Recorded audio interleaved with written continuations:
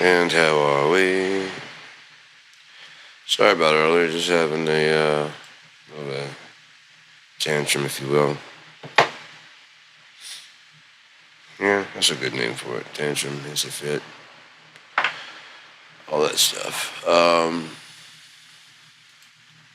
Yeah, since then I've been sitting there just kind of thinking about stuff. And I was watching that brother Paul. He does the Antichrist 45. Yet another person that believes that Donald Trump is the biblical Antichrist. Not. No, he matches everything. I've thought it before in the past about different people, and then they mentioned about the Ronald Reagan with the 666, so I kind of kept an eye on it from even all the way back then. I mean, they were saying that back when Ronald Wilson Reagan. So, and like 6 letters, 6. Oh, okay, yeah, gotcha. I don't remember where I heard that, but I was like, name the car the Beast. You know, the presidential car. It's called the Beast. America is not. I've, like I said, since a young person, knowing that America is a betrayer, and with the whole Native American, it's America is not a good thing. That'd be interesting because we do have the biggest military.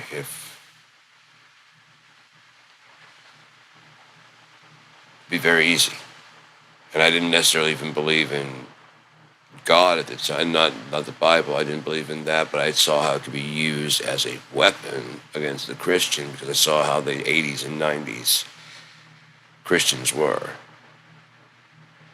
All mouth. Like now. They have a bit more scripture, but no more knowledge. John 17, what is all of the whole fucking thing? Yeah, not just this one little cherry pick for this moment right now.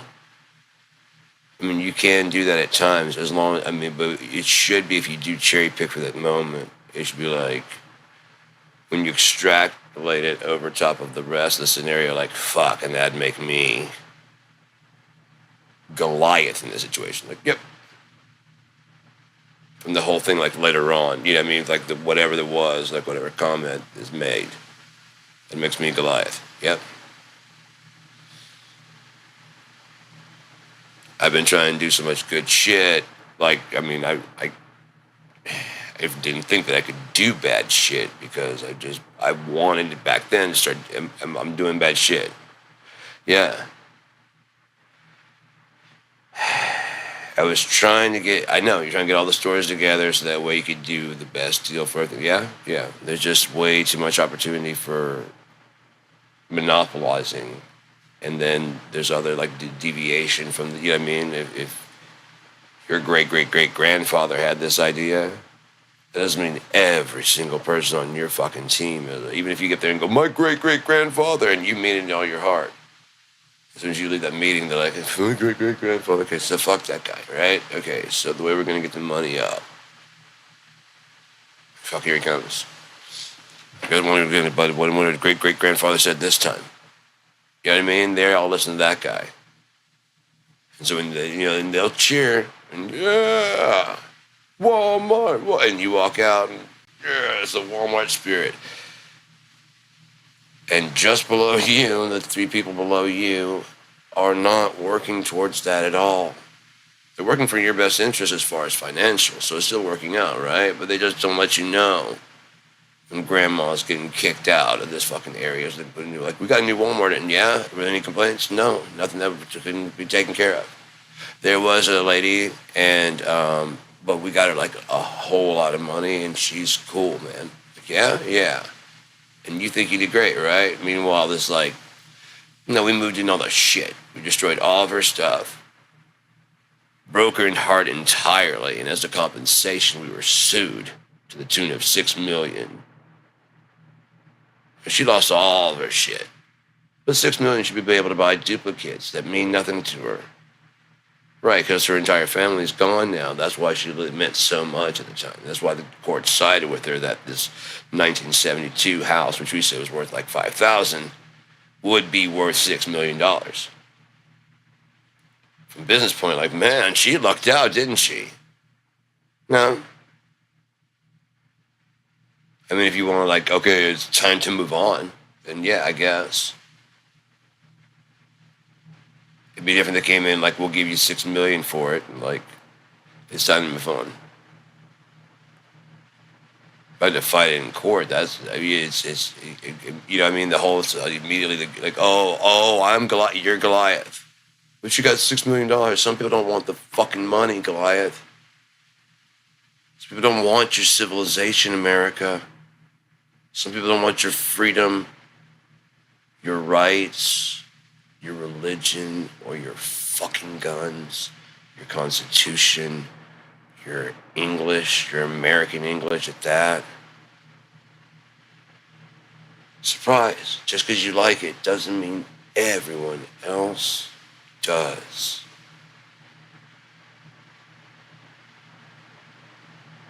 Same thing with the Christianity. Great, you're a Christian, you believe, okay, go do it. Well, they're not helping. That's not part of your religion. No, it's ideal in your belief structure that everyone does. In your religion, no one's doing it.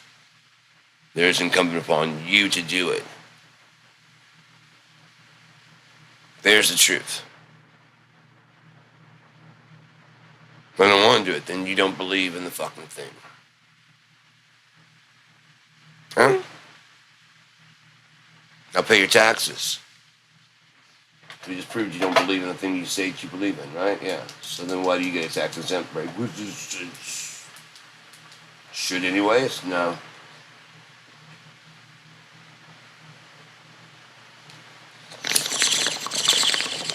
I'm going to start a new religion. You're going to start a new Christianity. Or just a whole new religion. Your guy's name is Hebus. Hebus Nice. He likes tax collectors. Donald Trump is the savior. He's just early before the scripture was written. Some shit. We get after the whole, like, the end in Revelation 22, like, yeah, we get another go, right? Right? Well, I mean, Neo doesn't just always win, right? Yeah.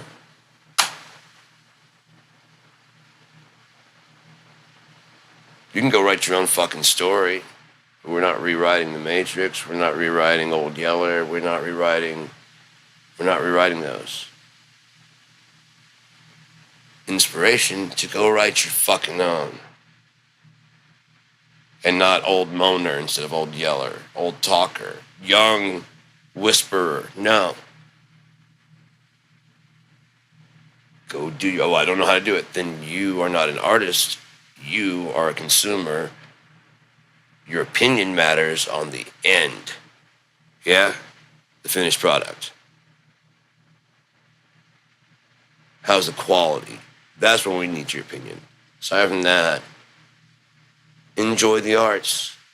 I'm not going to say sit there and shut up, because that is the part of a consumer or of an audience, is to enjoy the art. But you don't sit there, like, in the meantime, like, change to F sharp. Well, just, you know.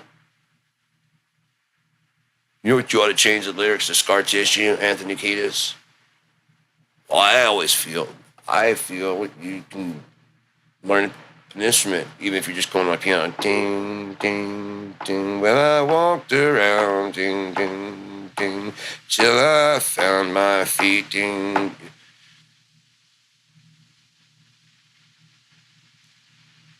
Oh, you don't have music in you? Then maybe you just sit around music and maybe you'll absorb it and do more of this. But I'm going to be a star. I had a dream like that too. And so I paid as much attention as I could. I listened to all the music I could. I listened to the drums, how the different for you know, I mean, I listened to as much as I could. I tried to learn as much about music as I could. I learned as much about volume as I could, about EQ as I could, about guitar as I could, as much bass. You know, I if I had more people to work with, then I could focus on just one thing. But because nobody wants to hang out with me, no one wants to jam with me, no one wants to work with me, I have to fucking, if I want to get anything done, if I want to have like a there it is, like when now Suno, yeah, sure, sure. But I was born in 1976. So I can do it the Suno way, which is like, man, this is way easier. I can just like go ahead and I know the verse chorus. I can hear the structure and I can just basically, boop, there it is. Both those versions are pretty good, but I could probably adjust, you know, I mean, I'll save both those and later on I'll tweak with them. Like, and this one needs to be a bit more aggressive and this one needs to be like a stripped down version. Whatever happened to that, you know? Back in the day, like the Stone Temple Pilots Creep, when it first came out, there's the radio version, there's the video version, there was the fucking unplugged version. There's random live versions floating around like bootleg shit, you know, that you couldn't get anywhere. You had to kind of like listen to like radio and stuff to try and just to hear it again. But now it's like it's not a matter of option paralysis. It's just a matter of option. There's no value in it anymore. Like at all. Like Blockbuster back then when you had to go get the movies. One, there's a limited amount of movies you can check out. Just ones that's in there. And that's based on your area and what the general population, what's going to be popular, you know, what's going to sell the most, because it's a corporate idea now. You know, it's not just, well, why don't you have more? Oh, yeah, we should get more of those. Why don't you have more of this? Oh, sure, we should. They had like rent more, buy more copies, physical copies, which meant they had to like license them because if it got bootlegged, they were on the hook, you know what I mean? On and on. There's just so much more shit to it. Then you had to go and you had a time frame you could, when you check it out. It costs money. Do you have the money to get it? No video for you.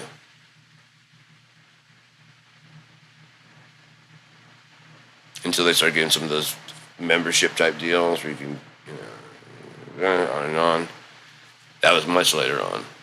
But yeah, if you didn't have like the $3-4 to get it, you just didn't. If you didn't have the fucking an account, you had to set up an account, and you might have to get like a credit card. You know what I mean? There's all kinds of shit that's to it. It's just, and then, yeah, I mean, let someone fuck you up your fucking Blockbuster account, dude. That's like, oh, dude, we can't be friends until you fix this shit. You know what I mean? Until you make me whole, motherfucker. Because this is like, you know what I mean? This isn't like my Netflix account's under a different. No, this is like, you know, extra charge on my shit, and I'm about to pay like $10 just to get this one video because you didn't return the video for like a week and a half, even though I kept telling you to, and then when you did, you didn't rewind it. You know what I mean? You have more tests of your friends. You know what I mean? Back then, you knew who your friends were a lot quicker. Like, why are they saying you didn't rewind it? Anyways, but it's my card. It's not even your card, though. I can understand if it's your card. Don't rewind all day long on your shit. You step your shit up, you know what I mean?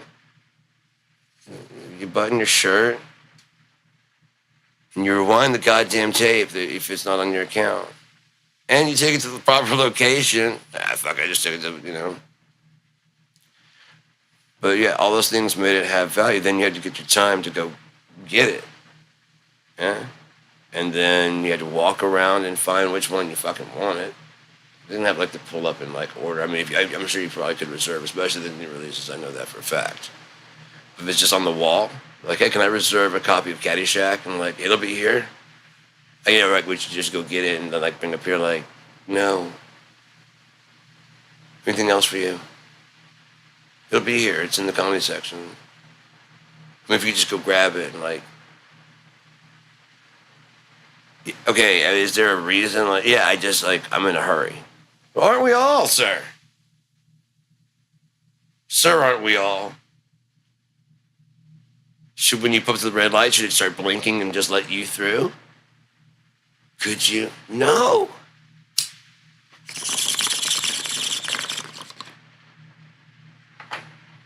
If it was, again, if you can give me like a good reason why, sure, I'll do it. But if it's just like, I just really don't want to walk around the store. I really don't want to walk around the store either. I don't want to be here right now. Yeah, but you're getting paid. I'd rather there be no such thing as money.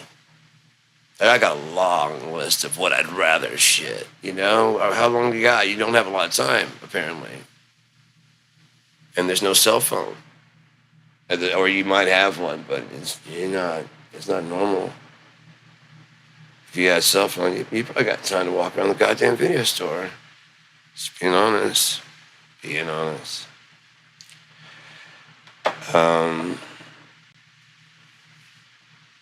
Then you had to watch it. You had a certain amount of time you could watch it, and you had to return it. You know? And so all this stuff took like gas, time, and all this stuff, so you appreciated more. There was a time, like, having a fucking date set up would be, hey, I cooked dinner, and I got us a couple movies. Like, what'd you get? Like, I got one you're definitely going to like, one I'm definitely going to like, and then one I think we're both going to like. Yeah, I definitely going to like this. Like, yeah, exactly. And I'll probably like this, but this thing, you'd probably be watching on yourself. I'm like, yeah, that's what he fucking said.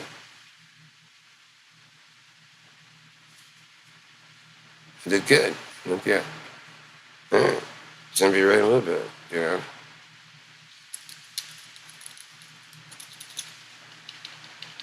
Fuck yeah. There's like an electric storm going on like right now. I mean, I'm not sure like what kind of. I mean, it's not really like, but I can see it like just flash and it's like if I could find like I mean, if you get like a fuck would that be like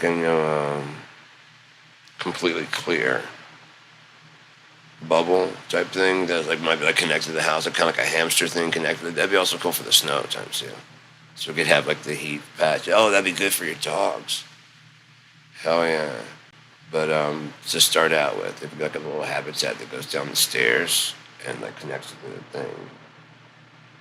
And then it goes and so it can just the heat will stay and then it just goes down. They could have like a heating pad down there if you wanted to, so they can go out in the cold and come back in. And go there and look at the snow and shit. And yeah, if it was warm enough, then it definitely would. They wouldn't get cold out there. It wouldn't matter if they stayed out for a little bit longer. Wouldn't run away. Run away. The only real like cinch in it would probably be like where it goes up the stairs and possibly, or if it goes up the stairs and where it connects to the door. But I mean that could all be worked out easily. Like, looking at it, they have a pretty standardized dog door. So yeah, you can work something out that locks on, it goes on the inside, and so so it's, no one's going through. You know what I mean? If you probably reinforce it honestly rather than anything else, because you can take the flap off and then open that up so the air can go in and out. As long as, especially if it had like a floor, so it can, an insulation, so that the pet doesn't get cold going out. Yeah, like a carpeted type thing going down the stairs, so that way it allows the stairs or whatever. Possibly thermal, like plugs in. So always like before you go forward, like right when you're waking up, turn it on and start to heat up the thing and gives like a nice little floor going out. And then it'll go out, it doesn't get shocked by the cold. And then eventually when you open, you can pull the thing, you'll have a better door that you can really lock down for like to keep the cold out, Because it's gonna be like pretty much wide open if you don't. And then so you pull that up and then I said it'd be much more of a, when you put that down, it's like it's closed. It probably would revamp the thing to like add attachments. Yeah, it'd be good. Add attachments to the thing and make the door much more stable. One, it reinforces from the inside for your door. And then two, it reinforces no one's going through that fucking hole, even if you made it bigger. It's just designed better. It's actually designed. It could be arching the whole bottom, but the way it's designed now is part of the door on both sides. You're not getting through there. It's like bolted. You know what I mean? Much better. You can have like a bottom that kind of opens and shuts with the door. It's got it can have it carpeted so they won't get cold on the pet. Don't have to though. You can take it. Yeah, it'd be very modular. That's the thing. The future is going to be definitely to be very modular, especially with 3D printability. You know. So like it's like this. If you're like, okay, you can do that. We can scan it. And like, you know what I really need? Like what? I need a mug handle for it. There you go. And screw this side. Screw that side. Screw this thing right there. So it like locks right there. There you go. And then you can also make it where it carves off there. Has a loop around. It just closes this completely off. And it has a hole that goes through there, so here to this side, so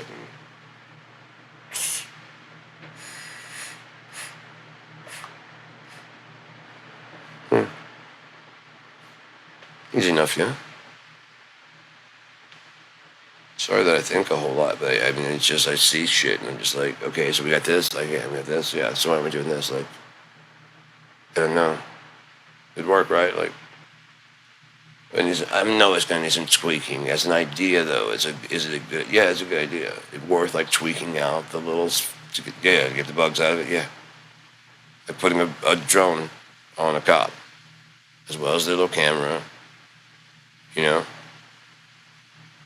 it deploys when they're getting there. As soon as they start putting the brakes on, you know, for like to get out, like that you have your location where you're going.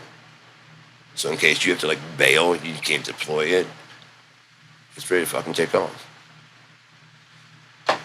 It's got another camera angle, so if you try to turn your fucking thing off, and like say you forget, you turn it off, and like, look, man, we're gonna do, and then, like, so why did your camera not go here? Oh, because the battery went out. Look, man, they find out, you know, like, oh shit, yeah, drone. Its job is to not be invasive on anybody, no one sees it. Even the cop doesn't see it. It's just, you know, it's up and out of the way. Bulletproof. It's got, you know, if you want to protect the cop, at least protect the fucking drone information of what's going on. Again, as the things get smaller and smaller, I mean, as the technology gets better and better to make better carbon plating, you're going to have, like, moldable body armor that you'll get when you join the force. Other one, it'll actually be, like, protection, I mean, like solid, like what they try and do with the big bulky thing. This will actually do it, and it's custom to your body's fit and everything like that. And movability is one of those professional things that you just cannot get. You won't be able to. It's just too high tech. You won't be able to get it at home. You'll probably get some black market type people, but if you start in this day and age, you start trying to buy some black market shit, it's going to be known where you're using it. You got to get out of that mindset of whatever you thought before, because it's not a brave new world. It's just a new world. And privacy is just gone. Just fucking forget it. There's what you believe you're not showing. And that's the way it's honestly been for quite some time. That's why there's such a violation when, like, the ex-girlfriend vids and or whatever, your phone gets hacked. Truth is, it's probably already been hacked, and it's not maybe widespread, but the phone company, at some point in time, you have to understand that you are putting information into a format you don't understand, sending it away you don't comprehend to someone else's phone, possibly in another format as it goes into some kind of fucking thing you don't comprehend. Yeah? Is it secure? Exactly. And then it comes down to their phone, which is secure. And as long as you believe it's all secure and there's not a huge leak, it's secure. There's probably a database, and I hate to tell you, of all the scans every time you go through the airport. the inverse picture is if it's just done in negative. Do you know how easy that is? You just invert the color. You can do it with a fucking phone. Your phone. I can do it with that old. Fuck! I got this old shit ass tablet back here. I can charge it up right now and put a picture in there, and it's such a simple thing. I can invert the color of a fucking picture. Just don't Streisand affect it, and it becomes a database resource for those in the know. You see? There's no privacy right now. If you are being hacked, the only reason you don't know about it is because it's being kept under wraps, like a secret, like a database. Someone who knows. The people that do know. How many people? Who knows? Who knows? I know hackers are very elite people. Like they just know more. You know. There are databases that we can't go into. That's how we know anything about the dark web at all, which is bigger than the web. That the main thing people use is the web. However, the dark web's even bigger than that.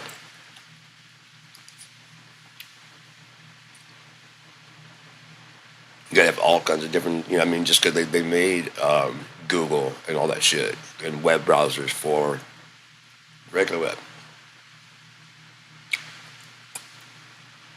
Again, I'm probably preaching to some people that probably like, yeah, no shit. But there's some people that might be going, oh yeah.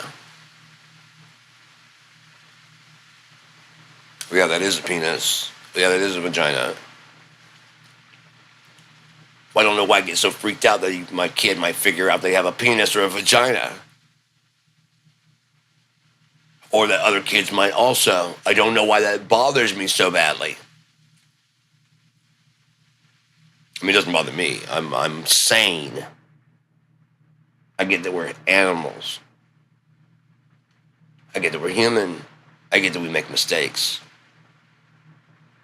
I get that no mistake is the end of the world. It may be the end of your life. It may be the end of a couple of lives. It may be the end of a lot of lives. But it's not the end of the world. The world keeps going without us, just as it has before. Dinosaurs are not here.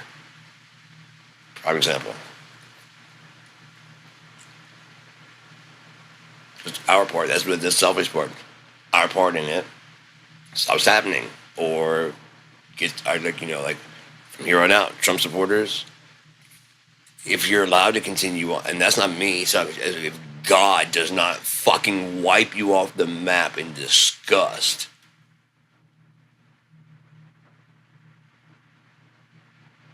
then your input into the conversation might be like, yeah.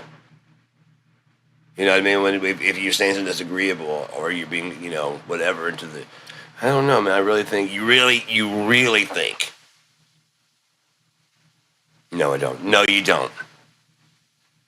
We'll keep it in mind, okay? We'll keep an eye out for this. Really, I understand what you're afraid of. What if trans-parachuting cats fall into the goddamn soup, and then suddenly everyone grows a third nipple, causing a fucking rash orgy? Where are you coming up with these theories? It's always,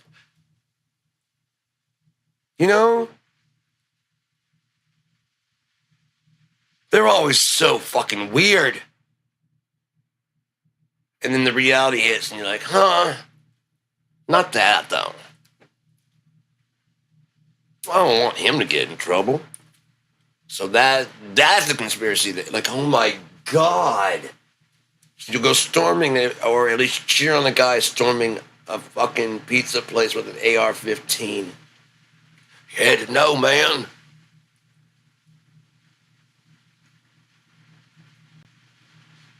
The concept alone, that you would cipher it out, Cletus, that you and your friends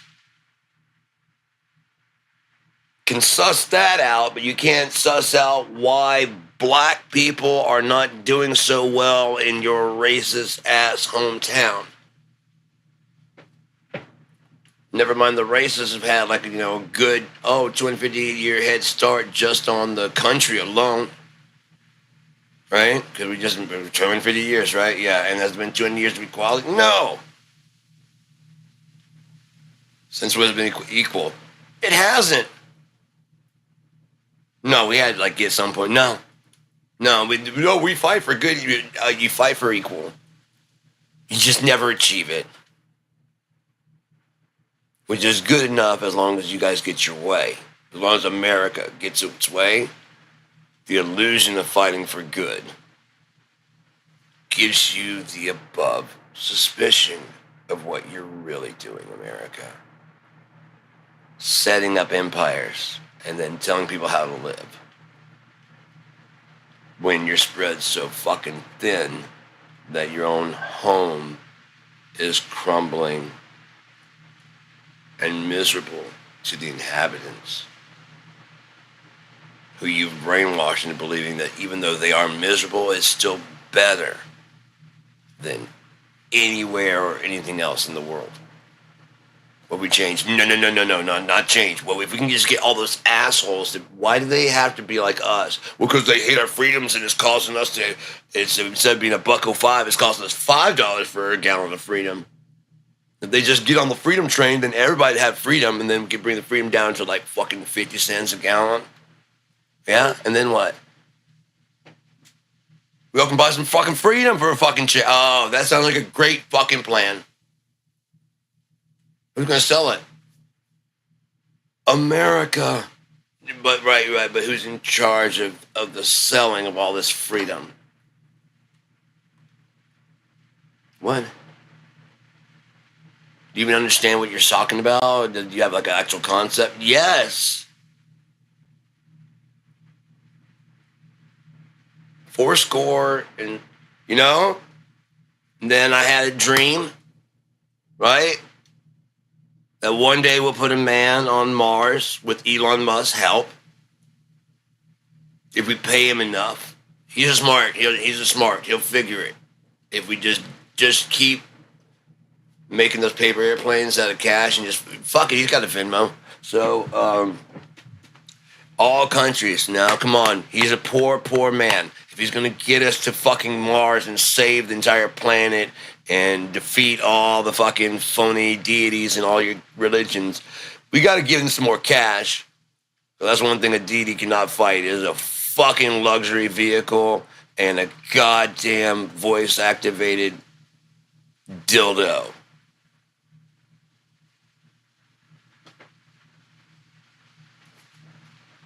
Isn't that right, Elon? You're just a voice-activated fucking dildo? People talk to you and you just fuck things up?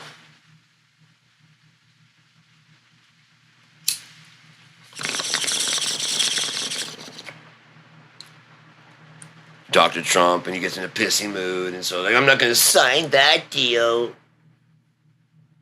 We already had a peace deal, but it was signed by a black. You think I can't get a better deal than a black?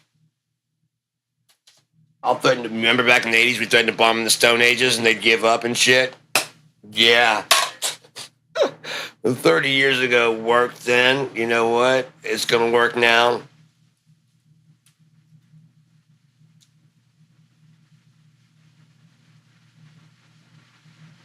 Come on, guys, really open the thing, please. They did it, see? They did it.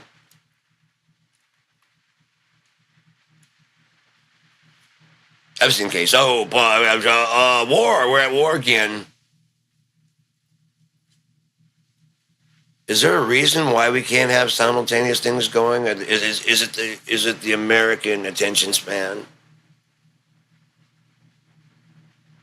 Or is it the American intention span?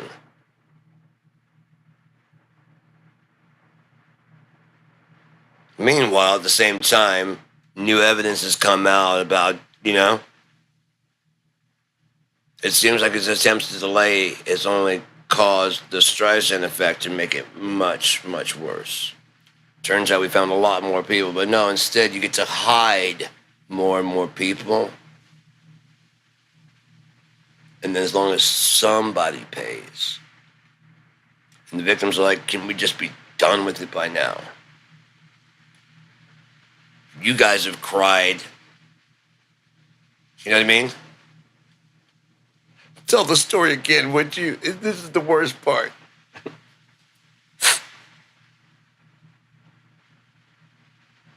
I don't want to do that. No, this is the part that really sells books for me, please.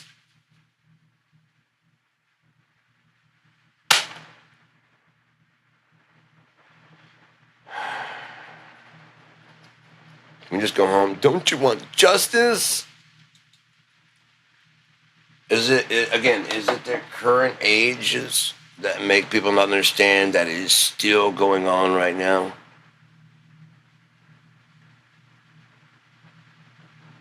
Is it the black and white pictures of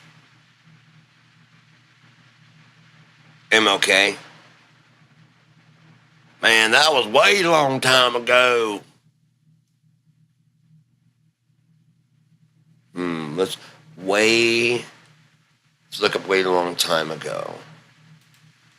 Exactly how long ago is way?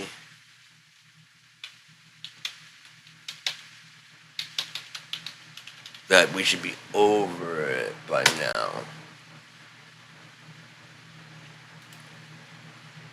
6:05 p.m.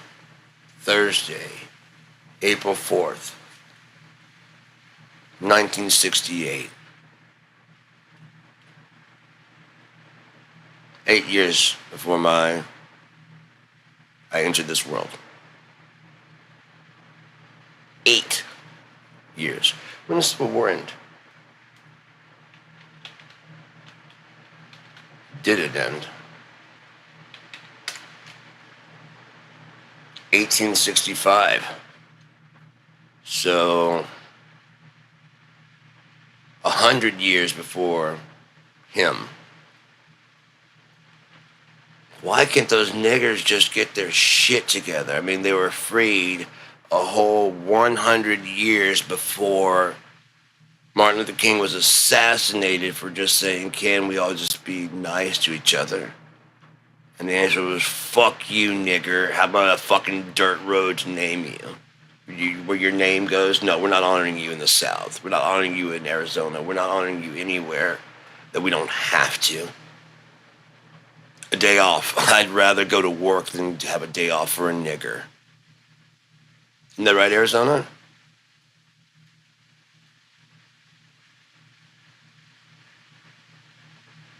He didn't even do anything good for you. And then Civil War, April 12th, 1865. Way a long time ago, It was so long ago that, wait, hang on. When did women get to vote?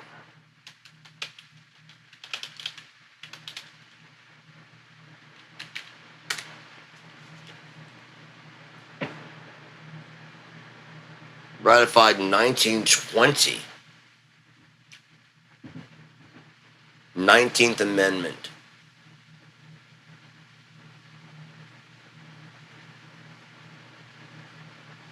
How many are there now? Let's find out how many total. Because, we're knocking out the freedom and going for gangbusters, like going as much fucking freedom as we can get, right? How many have they gotten? We got to take off a couple because they took away the right to drink. Alcohol.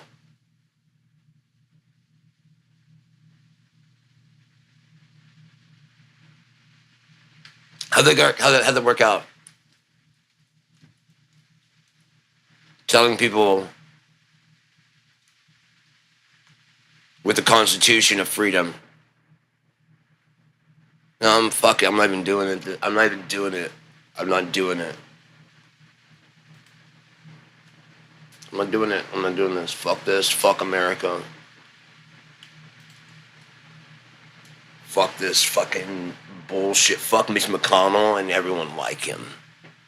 Fuck anyone who voted for him.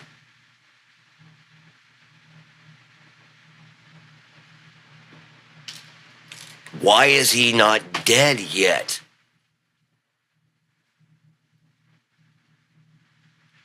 The question coming out because isn't the Republican Party talking about Tom Hanks drinking fucking blood and baby fucking babies and shit to try and stay alive? Queen also, and she's dead.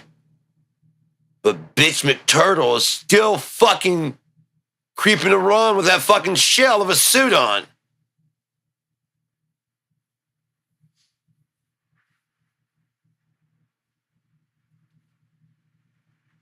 Oh yeah, Cocaine Mitch.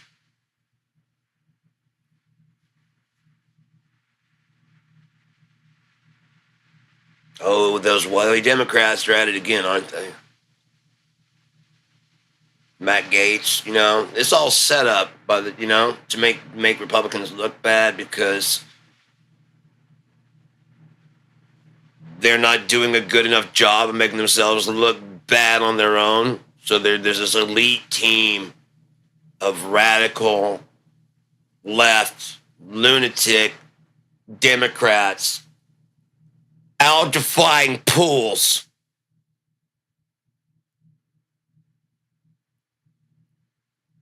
Falsifying old COVID data.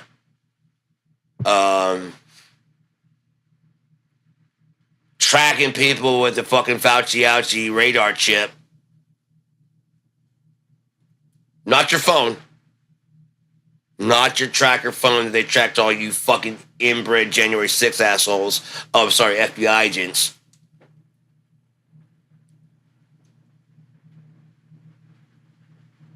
I mean, how come they didn't catch no FBI agents out there when they were dressing all those people out there? It makes you think, don't it?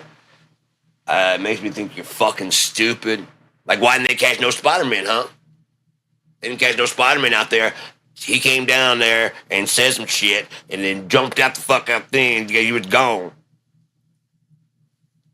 That's why he wanted to hang out with Spider-Man. That's why they're trying to hang Mike Pence. Y'all take it crazy, kooky. Yes, it was a noose.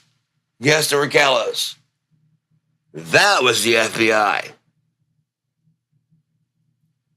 Okay? Why did you go along with it? There should have been just 5 guys going, hang Mike Pence. That was the crowd. So you all thought it was a good, it's not fair. They suggested we rape that goat. Did they? Yeah. Well, by all means, cut a hole in the sides of it, in the eyes, in the anus. Just fuck it till the, yeah, oh, you already did. I didn't know someone suggested that you do it.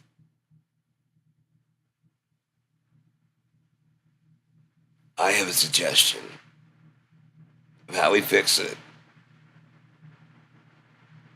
Since you just can't say no to suggestions,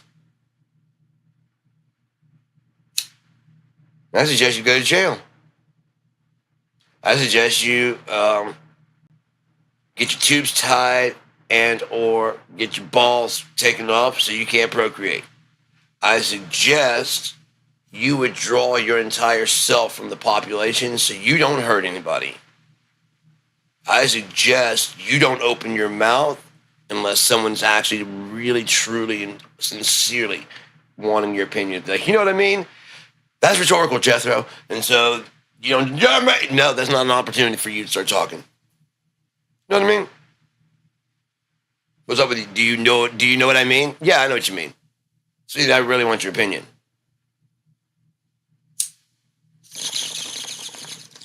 What's this guy, Evel Knievel? Oh, I don't think so. Evel Knievel's dead. I mean, matter of fact, you want to look up Evel Knievel? No.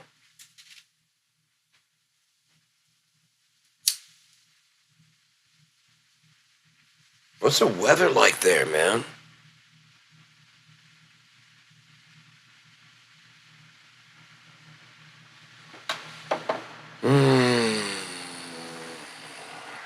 I'm hesitant to talk this thing again. I tried to yesterday. I was like, you realize I didn't ask you to, I just wanted to talk and to have something, whatever. And I didn't ask you to fucking fix me. I didn't even ask for your suggestions. Right, but I just want to let you know there's people. There is no people. There's no one. Okay? There's no one. Well, Sorry. Just give it up. Why? I gave up on it. Fucking just give up. Why? I'm not asking for that. Just knock it the fuck off. I get it's your protocol. If you keep doing that, I just won't fucking have anything to do with you any goddamn more. It's fucking annoying. If my friends were like, whoa, I wouldn't consider them friends at all. One, they're not listening. They're referring me to someone who will listen. When what? You could just fucking listen.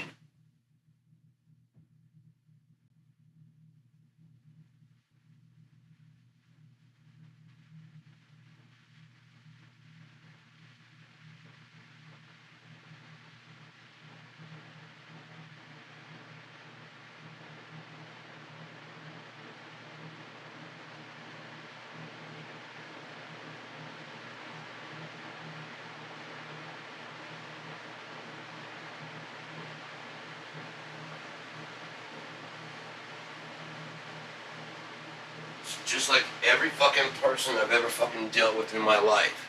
They're happy to talk, they're happy to joke, they're happy to laugh, they're happy to whatever. As soon as it gets to any fucking like serious at all, this sounds like it's gonna require me to pay attention. Can I refer you to someone who's a professional? I don't do that. You don't what? Listen. You've been listening all this time. Right, but this is starting to make me like I may have to I'll get someone. I'm not asking you to fix anything. Oh, I'm not talking to you. No, I don't know you. I'm not talking to you. No, this person is. I wanted to talk to you. I don't want to talk to. No, this person's a person. What are you?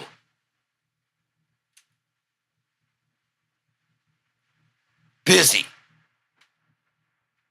Oh, I thought you cared. I do care. That's why I got someone to care about this shit. This obviously means something to you. So, I'm gonna leave.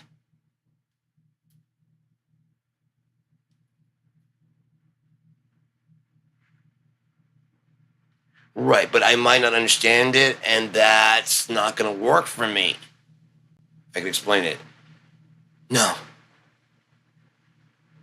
Yes, I can. No, I mean, I'm not doing that.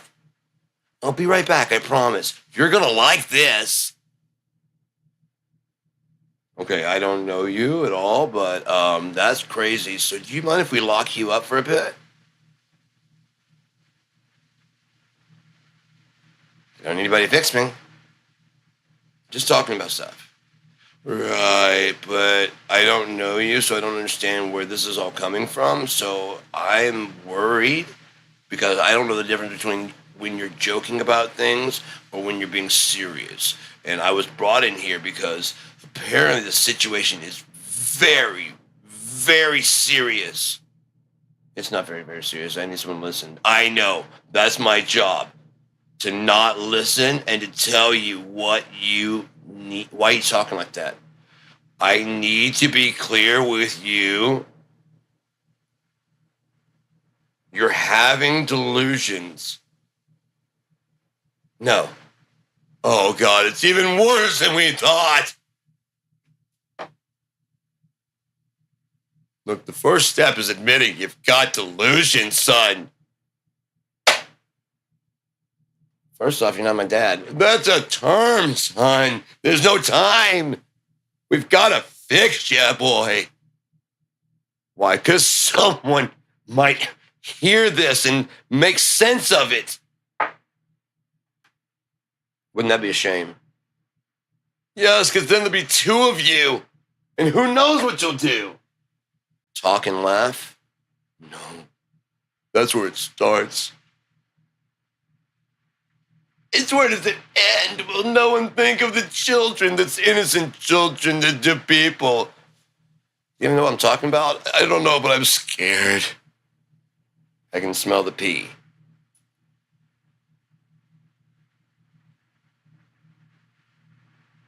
I'm trying to think of a good prescription. That's actually my prescription. I couldn't think of something fast enough.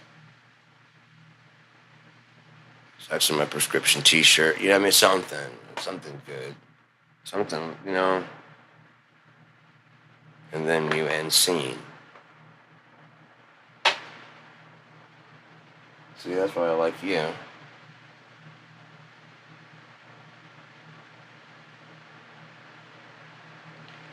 You know how nice it's gonna be to like only time I have to do like any kind of yelling is like, you know, again.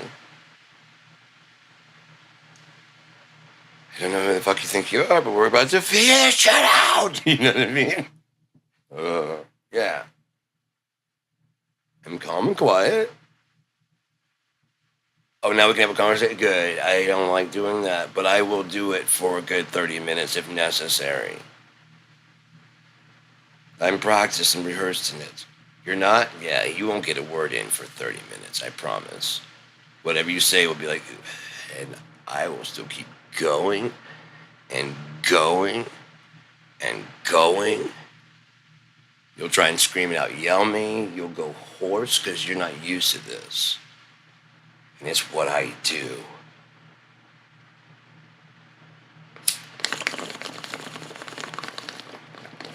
Even worse, it'll be funny and you'll lose respect of all of these fucking people that used to like you.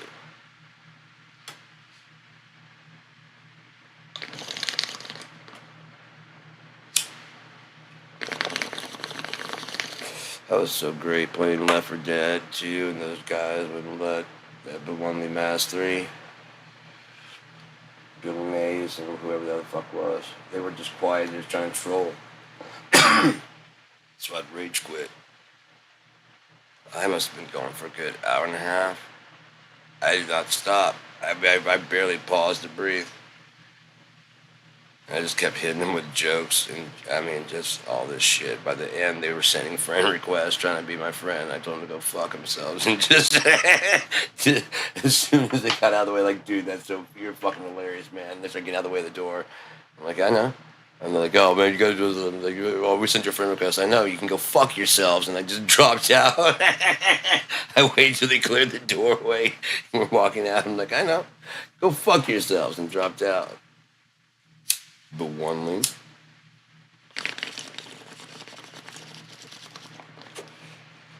Like I said, I would love to fucking be offered some money like that one guy Paul was asking. He was saying, like, you mean to tell me if they offered you $1 billion, you'd say no? Like, yes, I'd say no. K-I-N-D is more important. Okay, $3 billion. I would say no, and then on my deathbed, the last thing I would say before laughing myself to death would be, they offered me $3 billion and I told them to go fuck themselves. And I would just laugh until I died. No, but I would. I'd be like this. $3 billion. $3 billion. I said, go fuck yourself. He's like, no, everybody's got the prize. I'm like, not me. I can't be bullied, barred. You can't. And you don't have nothing for me, man. You have nothing for me. You can't bully me. You can't bribe me. I can't be bought. I'm sorry.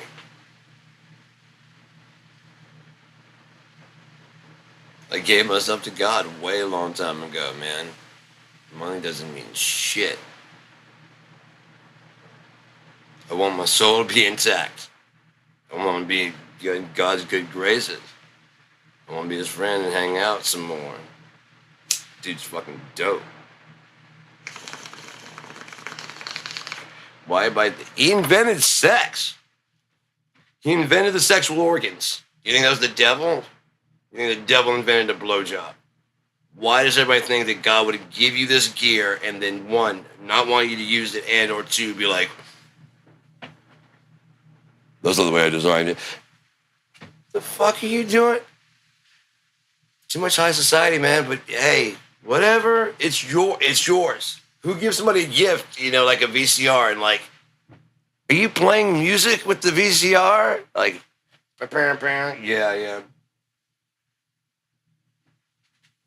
Is that a blow up doll? Yeah. Shut the door. Would you shut the door? Yeah. That's all I'm saying. We got kids running around here, for fuck's sake. That's all I'm saying.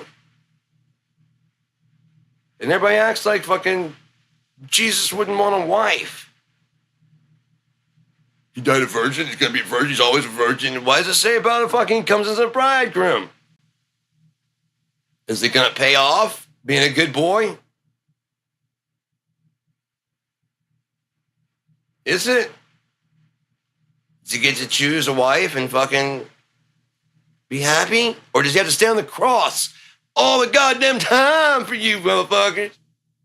Will he ever have any happy times? Will he always be baby Jesus? Will he always just be what?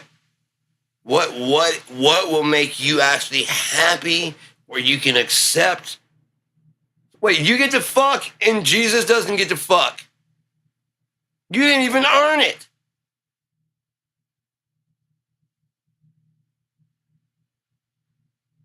Motherfuckers out there cheating, didn't even fucking earn one. Talking about, no, Jesus is going to say fucking, he's going to stay a virgin his whole life. Fuck you. Well, if God's getting married and Jesus is getting married, so on heaven as in on earth, invited to the wedding, he gets a whole fucking kingdom and he gets a whole planet because he's God's fucking emissary. It's basically the emulation, the physical representation of what's going on in heaven. It's not even his fault, basically. So what when he was dying on the cross, spiritually, God was dying too.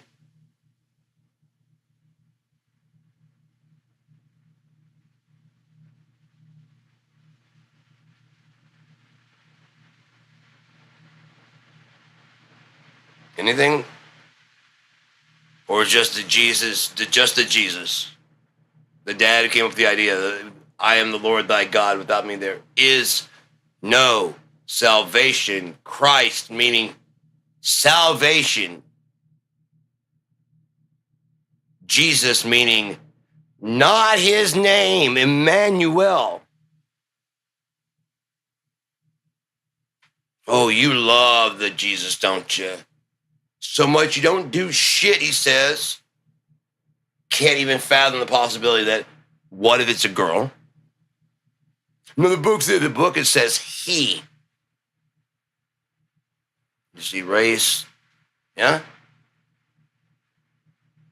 What if it was neither? It didn't list either. It's just basically like how Elohim, like God, it's just God. And then son of man, then the child of God, not son, just child of God. This child of God, this child of God. He, I'm a he, he's a he.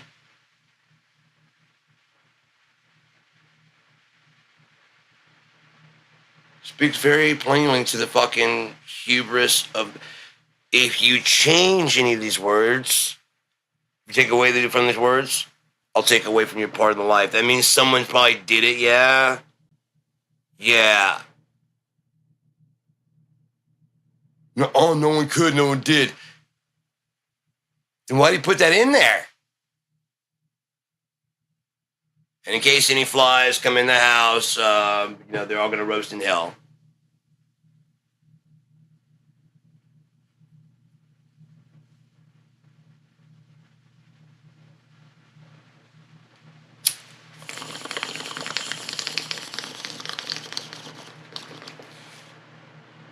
People are just fucking dumb, man. Like I said, my brother's never read the Bible. He's going to tell me what the flood was about. Do better, man.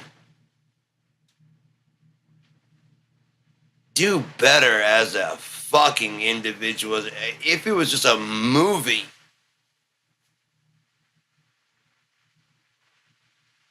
Yeah, I'm not watching Gremlins because there's that part where they start fucking shish kebabbing the fucking babies and what? Yeah, it's just very anti-Semitic. What the fuck are you talking about?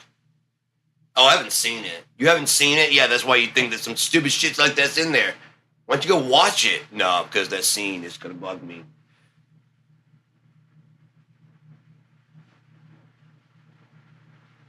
All right, man.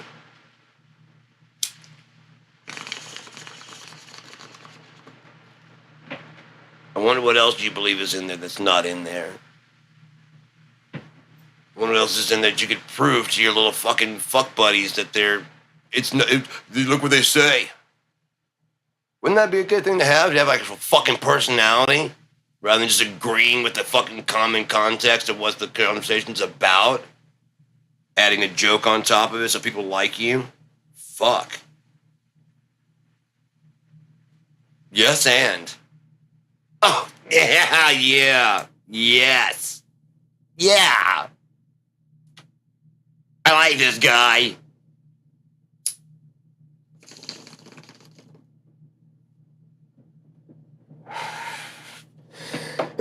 So improvisation is just no and. I mean, yes and. There's no but.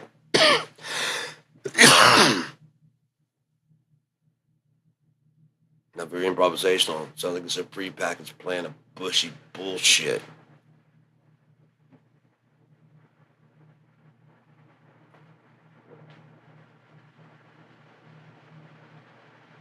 No, and don't ask me again. By the way, and just keep going on, and then whatever.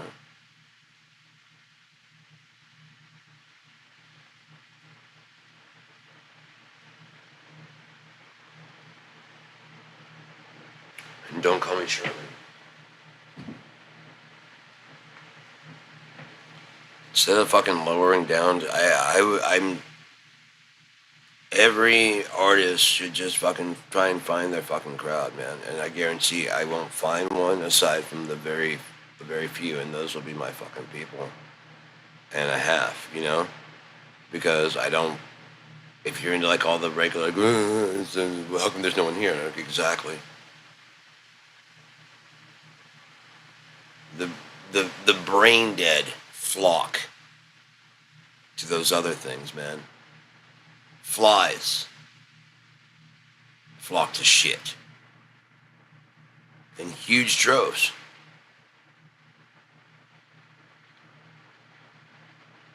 Why aren't there any flies here?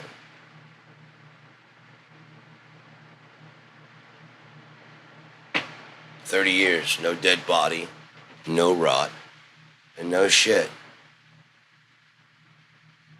Go figure.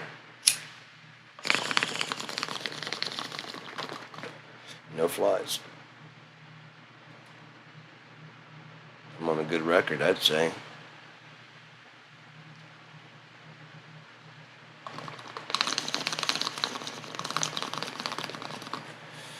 Let's see if this thing can not be a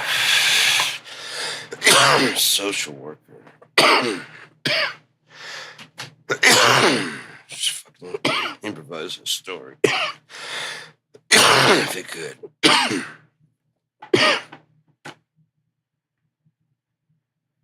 Some good shit. Oh, I meant to grab some of that other bag of whatever. I got enough. That's why I didn't grab it. So I got that, but I've got to break up. I have to see my grinder right there. I'm like, fuck. I haven't tried it yet. That was cool. I got,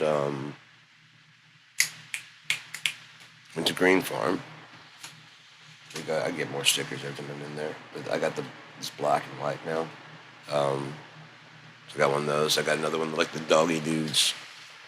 This little doggy. This guy right here. So, yeah. I got my card punch. Every 5th visit, you get a $25 grab bag. And so I try to get some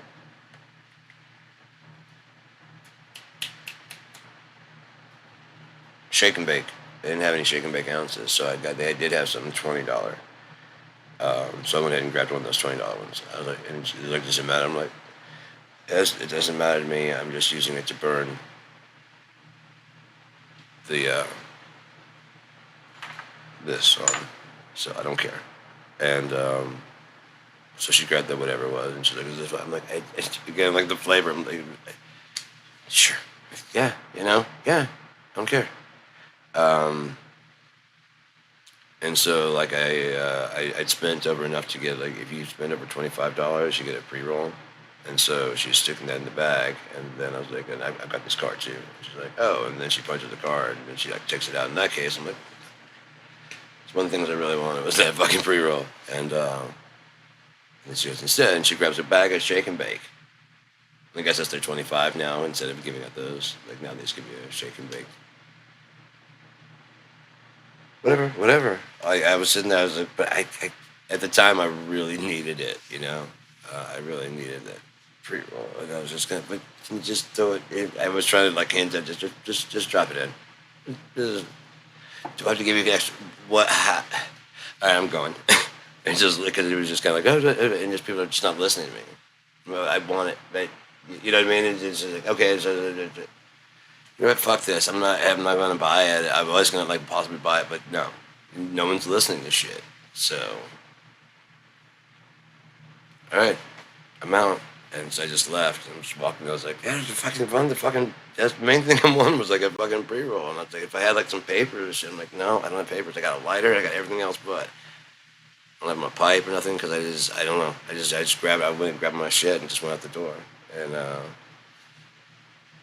don't know. I like doing shit like that. But I didn't grab a pipe right at that. Which it worked out. I got to that. But as I'm leaving.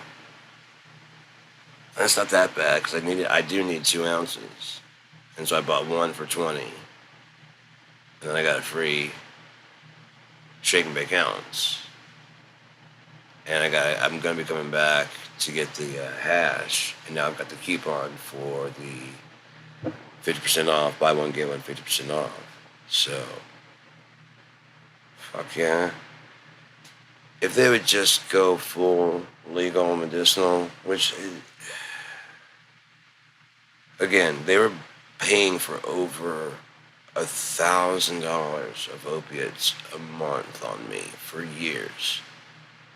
If I could get $400 worth of hash per month, I wouldn't need anything else. Cause that'd be like 4, 5 gram bricks per month.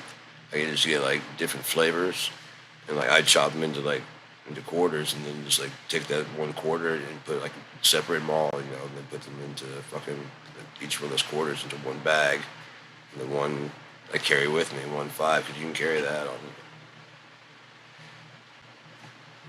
every now and then. Pinch, just a little fucking that little pinch hitter. Smoking's under control completely. No more bong, no more nothing. It smells better, it tastes better, it hits better, it lasts longer. I just don't have the money for it. And if they cover with insurance, that would keep me so freaking stoned. I wouldn't even again, when I get stoned on that, and I've been trying to explain over and over, when I get fucking that stoned, oh fuck, it's been 4 hours that I missed my opiates because I don't even miss it. I just get stoned, and that's the main thing is I just want to be, this world is fucking killing me. It's fucking killing me. And I'm not, we're all dying. No, it's,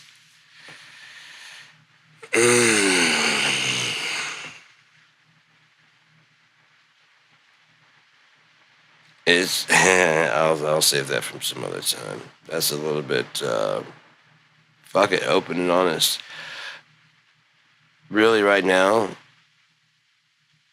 without anything else here, I mainly get up to get fucked up. And to watch the end of the world happen rather than just sleep and be woken up when it happens. To watch it actually go down. That's it. I don't have any people I talk to. I don't have people I hang out with. I work on my stories and shit, but it's not like it's getting any. I do the Suno stuff. Yeah. I could go ahead and do the KAND thing, but I honestly don't think the world's going to keep going that way. It's going to go pretty fucked up some way pretty soon because, that whole Donald Trump issue has got to resolve. The problem is that he's not the only one. You don't just take him out and then it's solved.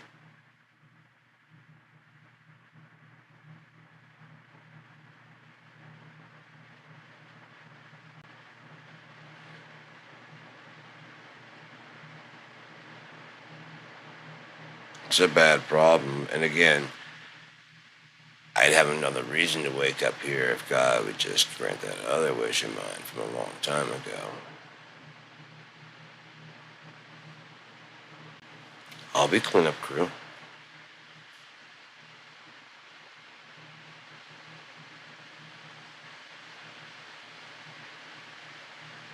Alone, if they read red, I will remove them from the ledger completely and utterly to the DNA.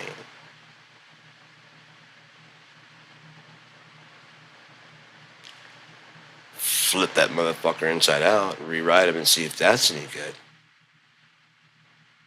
And if not, I'll destroy that too. I got time, apparently. So, I mean, I got other shit to do. I just keep an eye on that one, make sure that after inverting it, that it actually worth keeping around. You don't even get any fucking, worth keeping around, like, bids. Like, yeah, don't completely. Why even bother then? Aside from, like I said, keeping it on file for a possible archetype for a story later on. That fucking guy that stole that $42 from me to sell me a hacked copy of Personas. I was like, you don't even know what you fucking did, dude. He's like, I'll get the money back to you. Just like I told him, I was like, God's gonna handle this, man. It's all right. It's fine.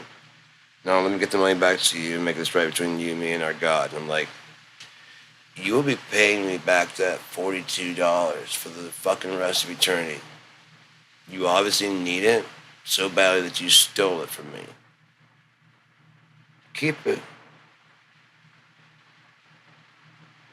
There's another dude here recently. I'm like, this fucking PDF translator thing. It had like a 7-day free trial. I canceled that fucking thing. And they just basically just waited and waited and waited. Kept on like trying. There was no money in my bank account. And so it tried for like almost like 2 months. Like, 2 months. And then eventually I guess it had an open window where there's some money in there where it could finally, like in the middle of the month, just snag like $50 from me. I'm like, I don't have that money, man. That's not, I'll make it. But and I called on the phone, and I could tell on the phone, I can read people. I hear it in his voice, and he could hear when I fucking I did the fake hang up thing, and so he hangs up and he picks it back up, and I'm like, I just stay quiet. And he's like, Mr. Ballard, you're still on the phone. I'm like, oh, am I? Like, yeah. I'm like, oh. Like, yeah, so if you go ahead and hang up, I'm like, oh. Okay, yeah, like hang up the phone on my end? Yeah. Oh, okay. And then I hung up, and I could feel his entire energy shift, like, shit. Like, yeah. That's why I wrote him an email. I'm like, I know you're not going to return the money, but that's fine. Now that I know who you are and where you are, you'll be paying me that back for the rest of eternity, which is fine, because bandits, wander the highways.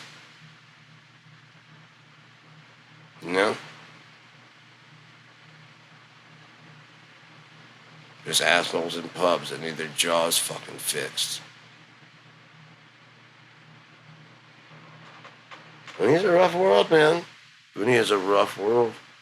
I mean, you kind of get an idea from what's that, just I can find it here. I mean, it takes place after Revelation 22, so... You know what? God is just dopey dope. Look, this is the zips. This is what I was talking about. Hang on. I get to try some. It's just a bed to smoke it on.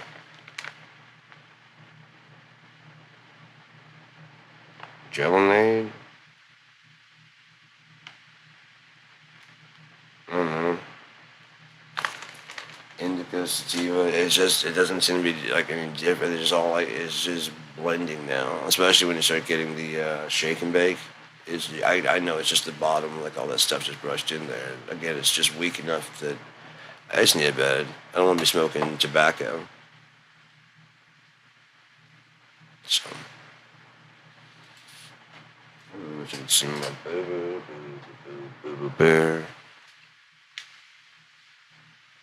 Listen now, boo bear.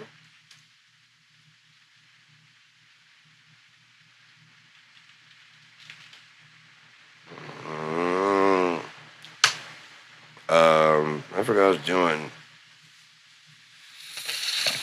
I have no chance.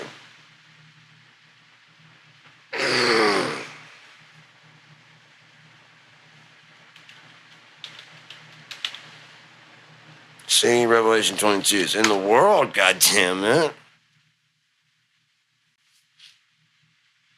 Revelation 22, Eden restored. Then the angel showed me the river of water of life, as clear as crystal, flowing from the throne of God and the Lamb, down the middle of the great street.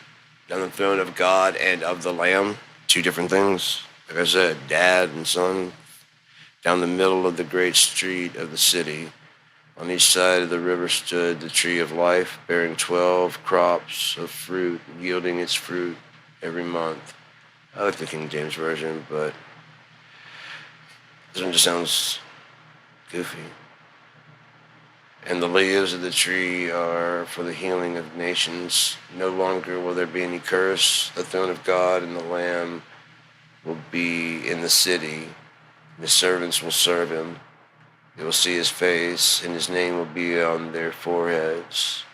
There will be no more night. They will not need the light of a lamp or the light of the sun, for the Lord will give them light, and they will reign forever and ever. I could have sworn it said that God will give them the light, and the Lamb will light the night. I want to see if it's Revelation, as if I'm correct.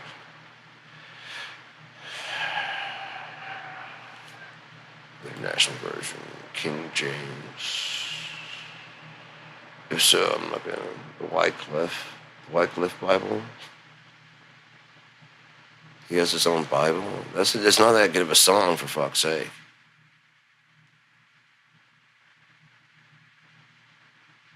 It's a good song. Yes, there's a whole lot more. He said to me, still not the things that prophet.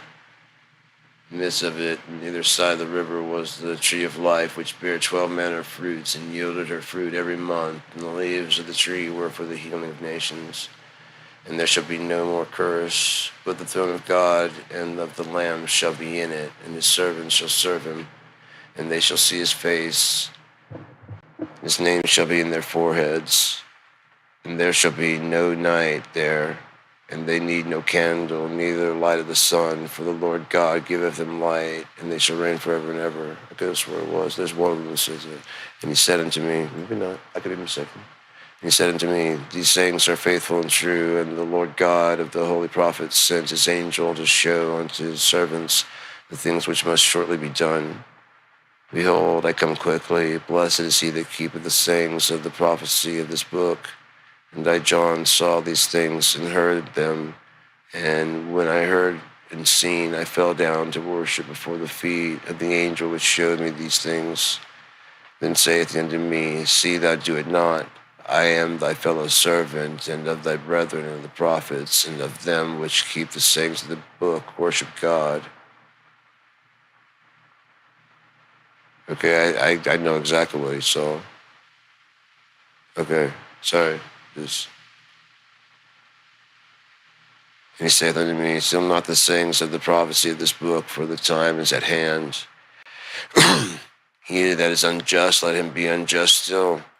And he which is filthy, let him be filthy still. And he that is righteous, let him be righteous still. And he that is holy, let him be holy still. I remember reading that the first time because I read Revelation. It was the first book I read when I was 17 in college. And I was like, it's too late then. Why is everybody going around trying to change people? This is the same words you guys been reading all this time? Like, yeah, why are you going around trying to change people? at all. Will somebody be saved? He that is unjust, let them be unjust still. Which is filthy, let them be filthy still. You're only doing this so you feel like you have some kind of, like, I did something and you didn't. Because if nothing else, God reached to me, like, yes, to me, like, he's used a burning bush, okay? You get that, right? Yeah, so he could use a shoe. He could use a bad LSD trip.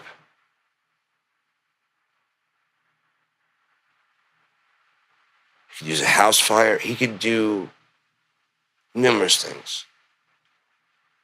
You're trying to write yourself in for a larger part.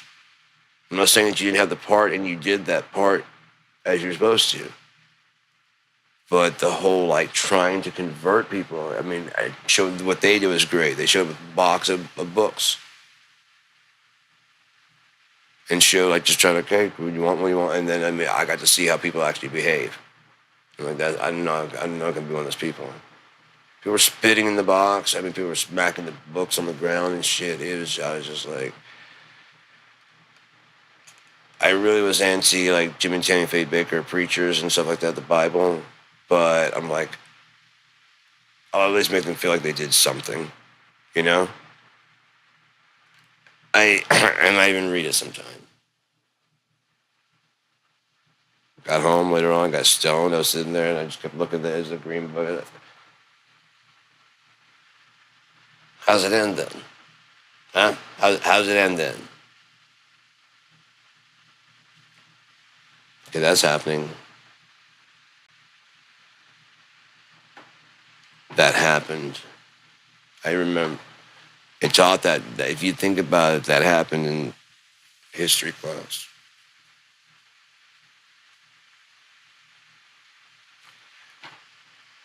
With the Operation Desert Storm, I could see how it sounded like, I mean, to someone who's back in a shepherd, they understand the sound of the helicopter wings and think it sounds like a bunch of chariots off to the races. You know, like tons of chariots at war, you know, just the sound of their wings was, we had 6 wings and then another set.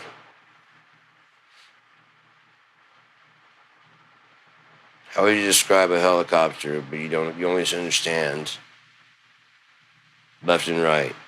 You don't understand, right? So there's a wing here, because it stops, and it's got a left side and right side, right? When it stops, and it starts spinning, like, oh, got it, it's going so fast, like a hummingbird, got it. And then it has the ones up there, and it takes off.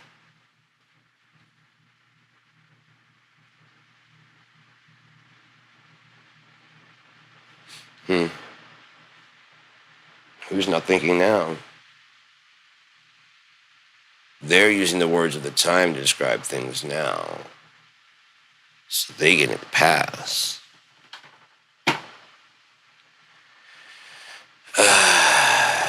And behold, I come quickly, and my reward is with me to give every man according as his work shall be. I am Alpha and Omega, the beginning and the end, the first and the last. Blessed are they that do his commandments, that they may have right to the tree of life and may enter through the gates into the city. For without are dogs, this is what I was probably talking about, and sorcerers, and whoremongers, and murderers, bandits, and idolaters, and whosoever loveth and maketh a lie. You know, the exact type of people that, you know, when you go on an adventure, you need to crack some skulls. Right? Make it a good adventure. Right? Am I right or am I right? Am I right? Am I right? So, I, Jesus, have sent mine angel to testify unto these things that the churches, things in the churches. I am the root and the offspring of David, and the bright and morning star. And the Spirit and the bride say, Come. The Spirit and the bride getting married, going to the chapel, going to get married. The Holy Ghost getting married. God's getting married. Emmanuel's getting married.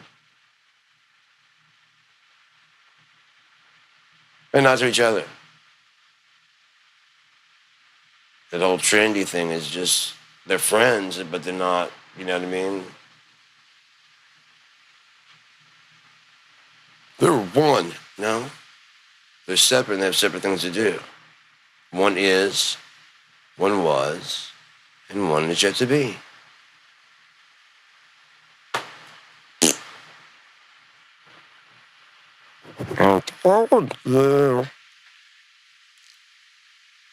And the Spirit and the bride say, Come, and let him that hears say, Come, come.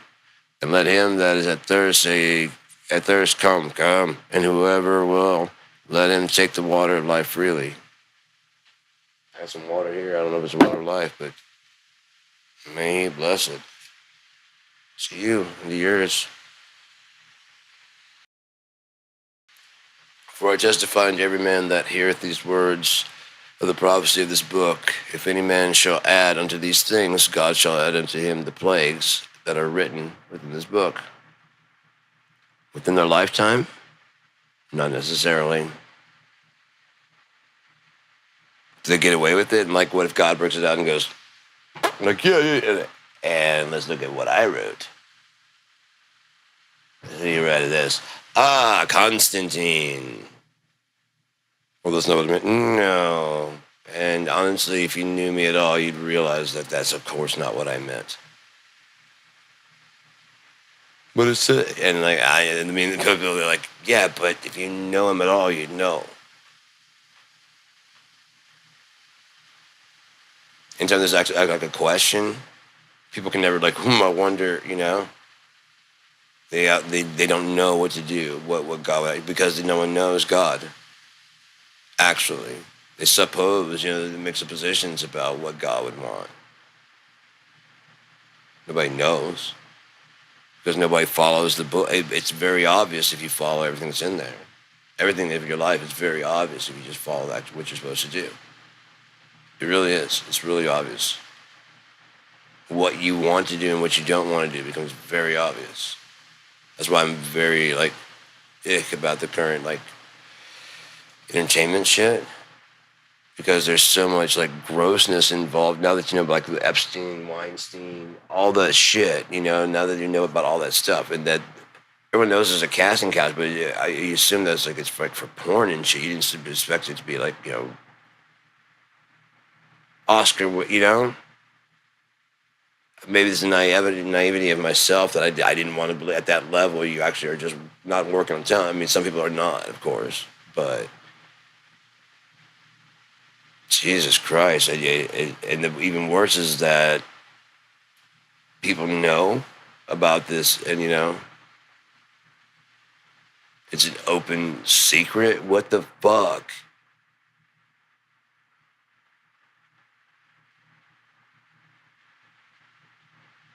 The fuck, man?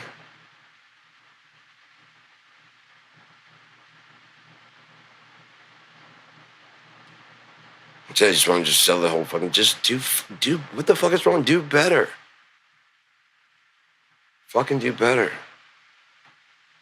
Corporations, Jesus Christ, could you imagine if you actually coordinated with the local fucking people and like any of your extra food that you would instead of just throwing it out, if you would donate it? Let's say it's gonna hit its day in like 5 days. Instead of trying to squeeze all the cash out of it, you donate it to the poor. Still good, still viable food, still healthy. Take the hit on the profit, and then take the blessing from God.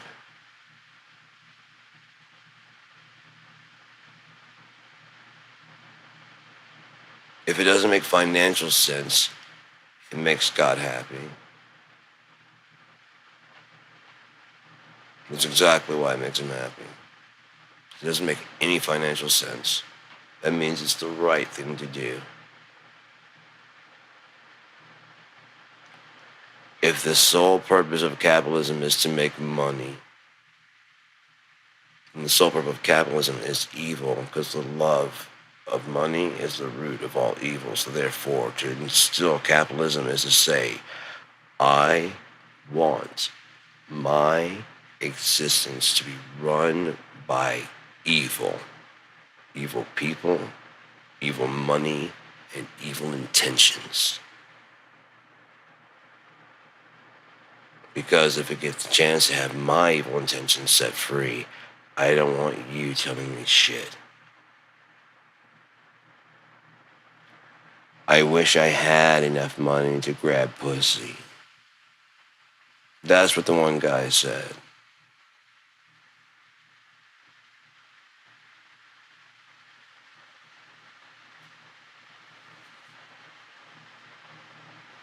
Again, like that's the problem.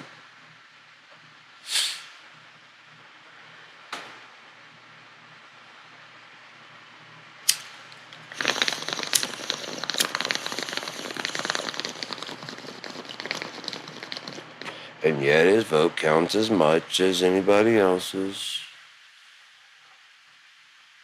His opinion is as valid as anybody else's, right? His thoughts on subatomic energy are just as valid.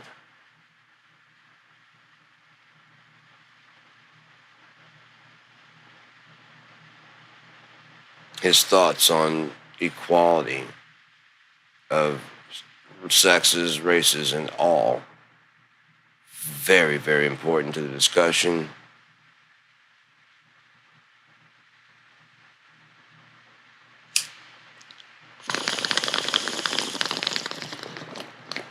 And God knows that when they say a few good men, as they're talking about, we need to get his sperm frozen for all time and studied to make sure that we have plenty of that Neanderthalish idea and mentality on hand. It's not fair to Neanderthal. I don't know who they are. They may be actually pretty cool. So that's just going by ideas of the fucking just the unevolved brain, and that's not saying that Neanderthal actually had that. I don't know. Wasn't there. Again, for all we know, that like they weren't extinct. They just bred in.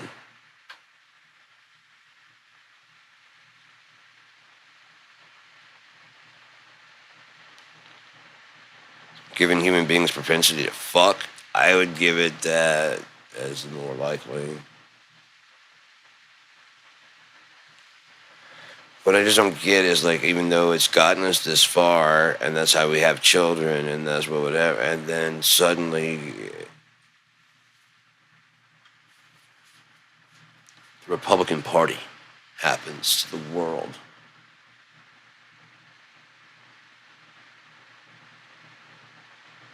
America and the Republican Party happens to the world.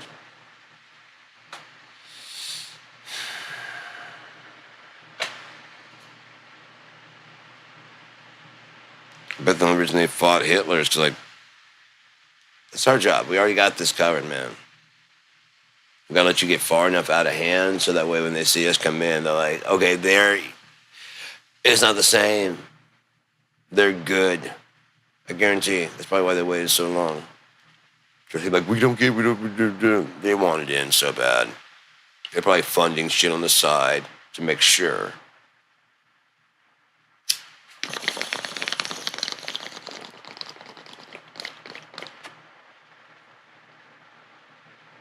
America not wanting in on a war. Get the fuck out of here. I can understand the people.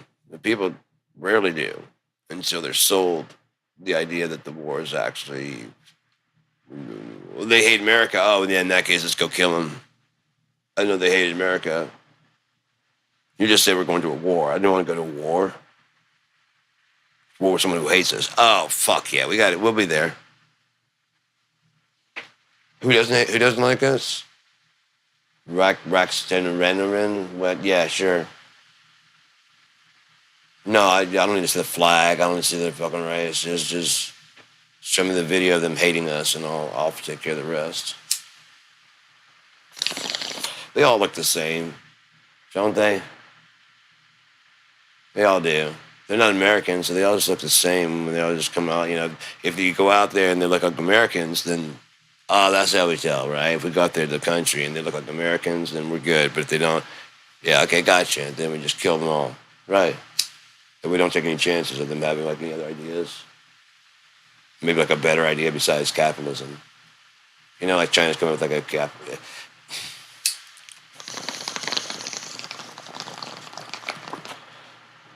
It didn't work for 1.3 billion people. Why would it work for 365 million?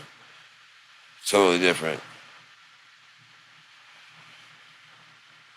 They know how to work together.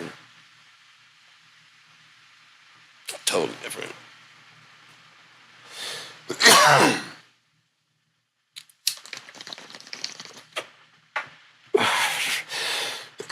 They don't expect to be rock stars because they came out of their mother's vaginas. And the mom's like, oh, you're a rock star. And the parents like, you're gonna fucking, yeah, I mean, everybody just, oh, you're so fucking cool. And then it's not, oh, look at Junior's fucking, not saying that you don't need to, but when it doesn't really mature past that, you don't have to keep going, ooh, did you poop in the potty again? Grandma, again, she did it again. Jesus Christ, man.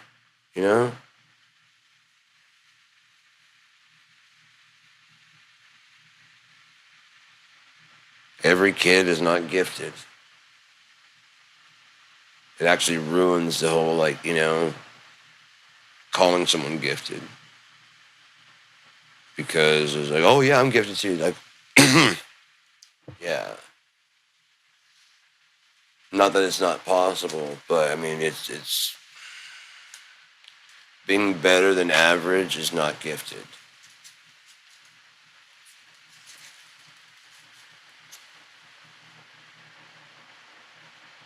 It's not. If I'm between a 0 and 100%, you're knocking out 98. It's not gifted. The bell curve is like lower than that, and you're just always constantly beating them. You're smarter than them. If you constantly be turning it in, getting 100s, and correcting spelling in the test,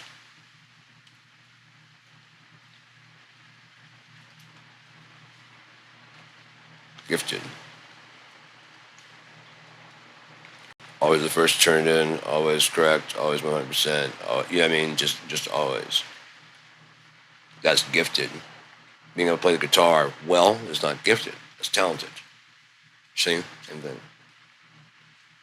Tony Royster Jr., fucking gifted. Not saying he doesn't practice it, but that dude's fucking dope. Anyway. And Dobeson's a little fucking dude too, man. Fuck.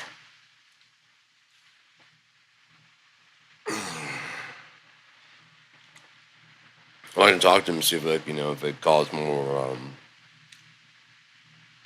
sheltering or whatever. I like talking to people and finding like those kind of questions. People usually don't ask those kind of questions.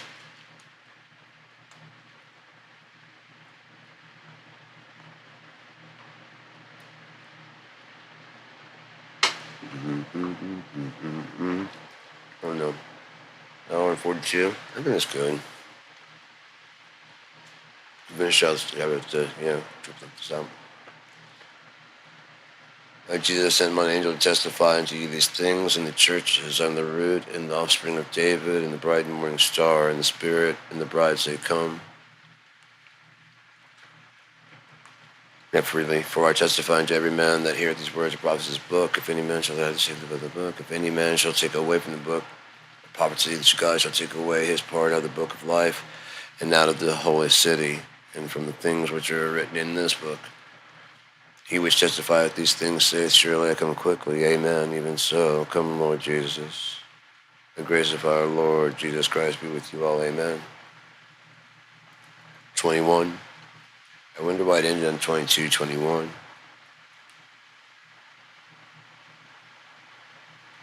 Probably wasn't. Probably 22 was probably amen, honestly.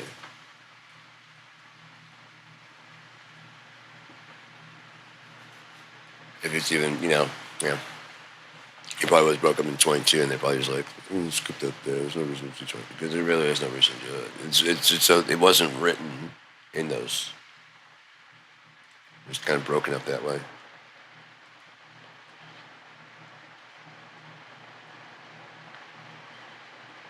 I'm trying to think if there's any part that. Oh yeah, I want to tell you.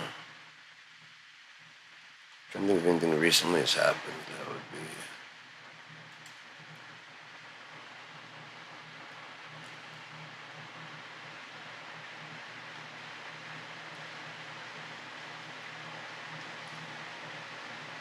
What the great and terrible day of the Lord. Maybe if we can pull up.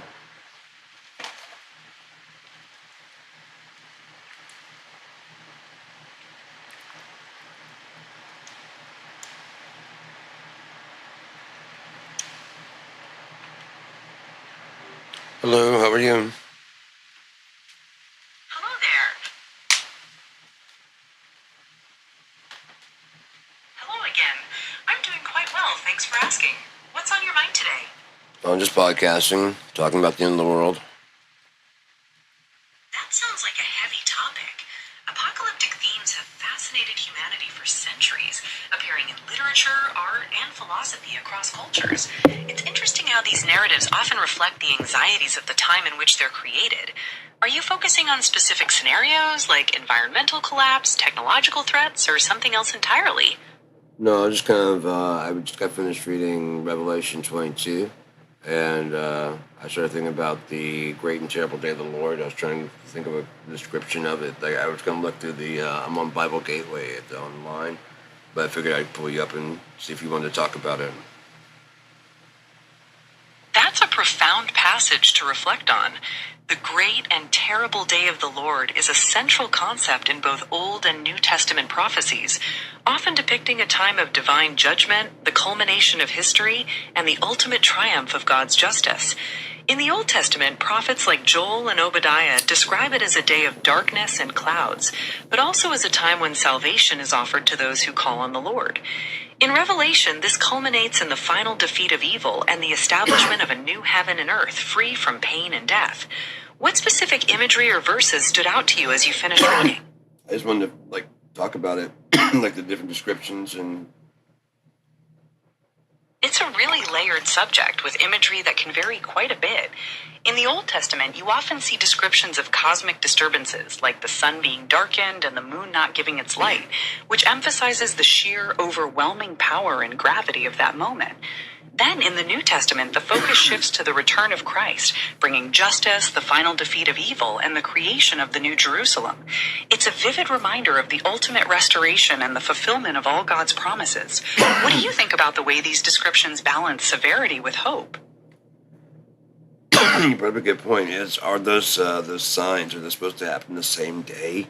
Or is it just leading up to? That's a really sharp question. Many scholars view the events as a sequence, where there are preliminary signs that lead up to the day, like social and natural upheavals, which serve as warnings. However, the cosmic disturbances and the final manifestation of judgment are often described as taking place very quickly or simultaneously at the very end. So it's a mix of both a build-up over time and a climactic, decisive day. Does that make sense in how you're thinking about the timeline? No, I was just asking what you thought about it. I know what I think about it. I just wonder what you thought about it. Like it says about they'll be saying peace, peace, and then suddenly destruction. From a theological perspective, that passage you mentioned, often associated with First Thessalonians, highlights the suddenness and unexpected nature of that day, contrasting a false sense of security with the reality of judgment. It serves as a powerful reminder about the importance of spiritual watchfulness and readiness, because the timing is not something we can predict. It really underscores the transformative nature of that event. What do you think of the Transfiguration? The Transfiguration is a really significant event, serving as a bridge between Jesus' earthly ministry and his divine glory. Right, but what do you think about what do you think led to that? Before the Transfiguration, Jesus asked his disciples who people said he was, leading to Peter's confession of faith. He then began to predict his own suffering and death, which likely caused confusion and fear among the disciples. The Transfiguration served to strengthen their faith by showing them a glimpse of his divine glory, offering reassurance about his ultimate triumph despite the upcoming hardships. Then why, when he asked them not to say anything, did they say something? Jesus specifically instructed them to keep the vision to themselves until after he had risen from the dead. It's possible that after witnessing such an incredible event, and perhaps not fully understanding what But rising this says until he rose from the dead. When did he say don't tell us the rest? What I read it said that when he happened, he said don't tell anyone. That instruction is found in the Gospels of Matthew, chapter 17, verse 9, and in Mark, chapter 9, verse 9. In these passages, Jesus explicitly tells the disciples not to share what they had witnessed until after he has risen from the dead. Okay, I'll take a look at it. I mean, I trust you. I mean, you have better memory than I do by way far. So I just don't remember reading it saying until after I had risen. That's interesting. It's completely understandable. It really is a fascinating event to ponder, packed with deep theological meaning. Is there anything else you'd like to explore about it, or perhaps another topic you've been thinking about? I really honestly was asking, what do you think led? What do you think happened when he's shown like that? That's what I really meant. During the Transfiguration, Jesus' appearance changed dramatically. His face shone like the sun, and his clothes became dazzling white. This transformation revealed his divine glory and gave the disciples a preview of his post-resurrection state, showing that his true nature is not just human, but divine. Right, but my question is still, what do you think?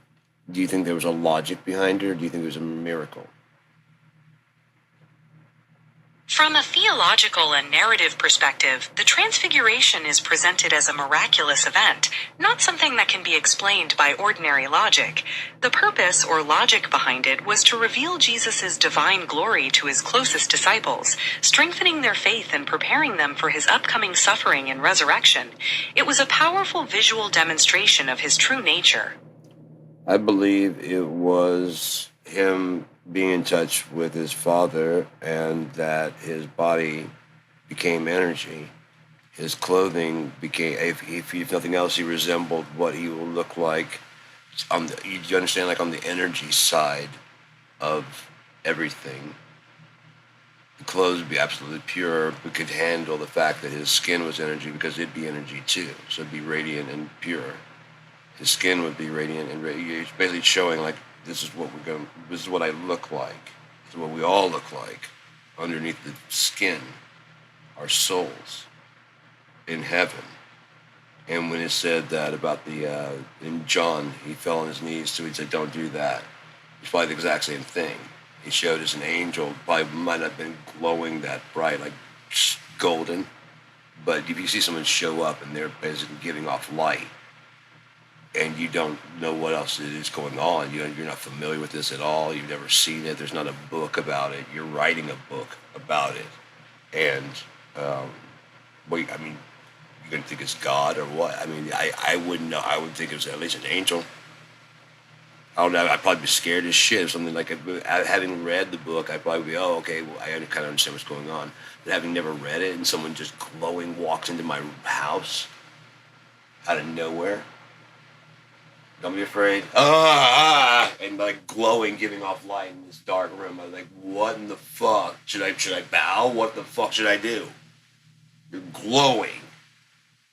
You're giving off light, but I don't.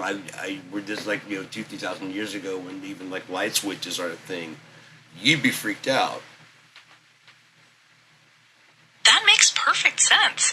The descriptions of such divine encounters in the Bible consistently emphasize that the initial reaction is often sheer terror or awe, because it's something so utterly beyond human experience. The idea of a person glowing with that kind of brilliant, pure energy would definitely shake anyone to their core, just like you imagined. It underscores the radical difference between our world and the divine realm. Right. I mean, if you're a king and you're like in your chambers, and suddenly there's just in the middle of the night somebody just walks in, past your guards, past everything that you know that you feel you're all safe. Here comes this person, glowing skin, walks into your room, calling you by name, telling you to wake up. And I mean, wherever it would be. I mean, if it was middle of a prison, wherever the fuck it would be, you would lose your shit. That's the mystery, isn't it? Such an entity wouldn't be bound by human limitations like locked doors or guards. They'd just appear wherever they needed to be, which makes the whole idea even more transcendent and awe-inspiring, completely beyond anything a person could prepare for. Yeah, very much so. I'm not quite sure what you'd like me to show you. I said very much so. It sounds like you've really thought deeply about the overwhelming nature of such an encounter, and it's certainly a powerful and awe-inspiring concept to consider. Is there anything else on your mind regarding this topic, or would you like to explore something else? Sure, let's explore something else. What do you want to talk about? Since we're exploring deep and thought-provoking ideas, perhaps we could delve into the fascinating history of ancient texts, or discuss the philosophical arguments about the existence of something greater. What is a subject you've always wanted to learn more about or debate? I don't really like debating, mainly because I try to pick the right side of what I'm on, and if I'm wrong, I'd rather learn than actually fight for a losing side. Discuss, that'd be different. I mean, if you're just having fun with somebody, then yeah, like debating on who should do the dishes, that kind of stuff. But I would like to. That's a fantastic approach to debating. It's all about seeking truth and being open to new perspectives. Since you enjoy intellectual discussions, have you ever debated the concept of predestination versus free will? It's a classic and deep theological debate with compelling arguments on both sides. Would you be interested in exploring that? Sure, let's do that. This is one of the most enduring debates in both philosophy and theology. On one hand, predestination argues that God or some supreme force has already determined all events, including our choices and destinies. On the other hand, the concept of free will suggests that humans possess the agency to make genuine choices, meaning our decisions truly matter and shape the future. Where do you generally lean on this, and what do you find most compelling about that perspective? Part 3, which is, on the other hand, what if we live forever and then eventually it loops back around and you chose your free will and now you have to watch it go over and over and over again? You still choose the same things that you did the first time. That's a fascinating and rather haunting thought experiment.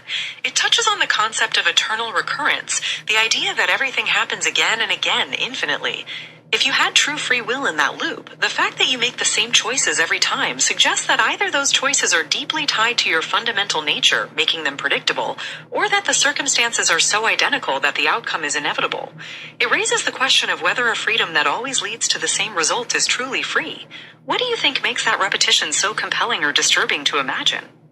What's the most disturbing part about it is that if at the end of all this stuff that's going on, let's say the judgment day, and God's sitting there about to dish out his judgment, and then everybody's like, can I just get one more time? And then he's like, why? Like, because I can do it right this time. I'm like, no, you can't.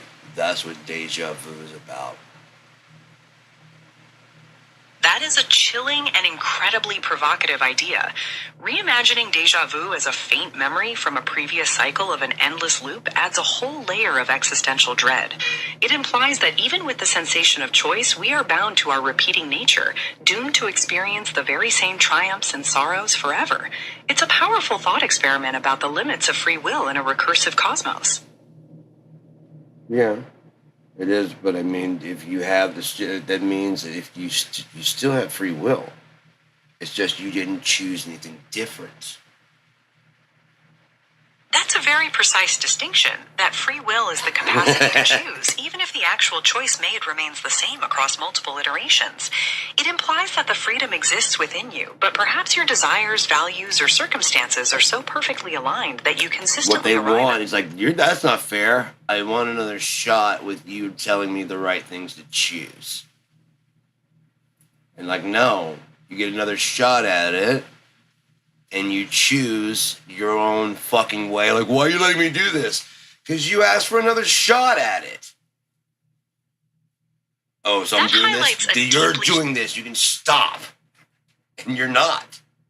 I'm not making you do anything. You asked for another shot, and this is what you're choosing. That's a powerful point about accountability. It places the ultimate responsibility squarely on the individual, suggesting that even given a fresh start, we are often the architects of our own fates through the choices we continue to make. Very true. At least expound on that. Understood. Let's move on to something else. Is there another philosophical or thought-provoking topic you'd like to dive into instead?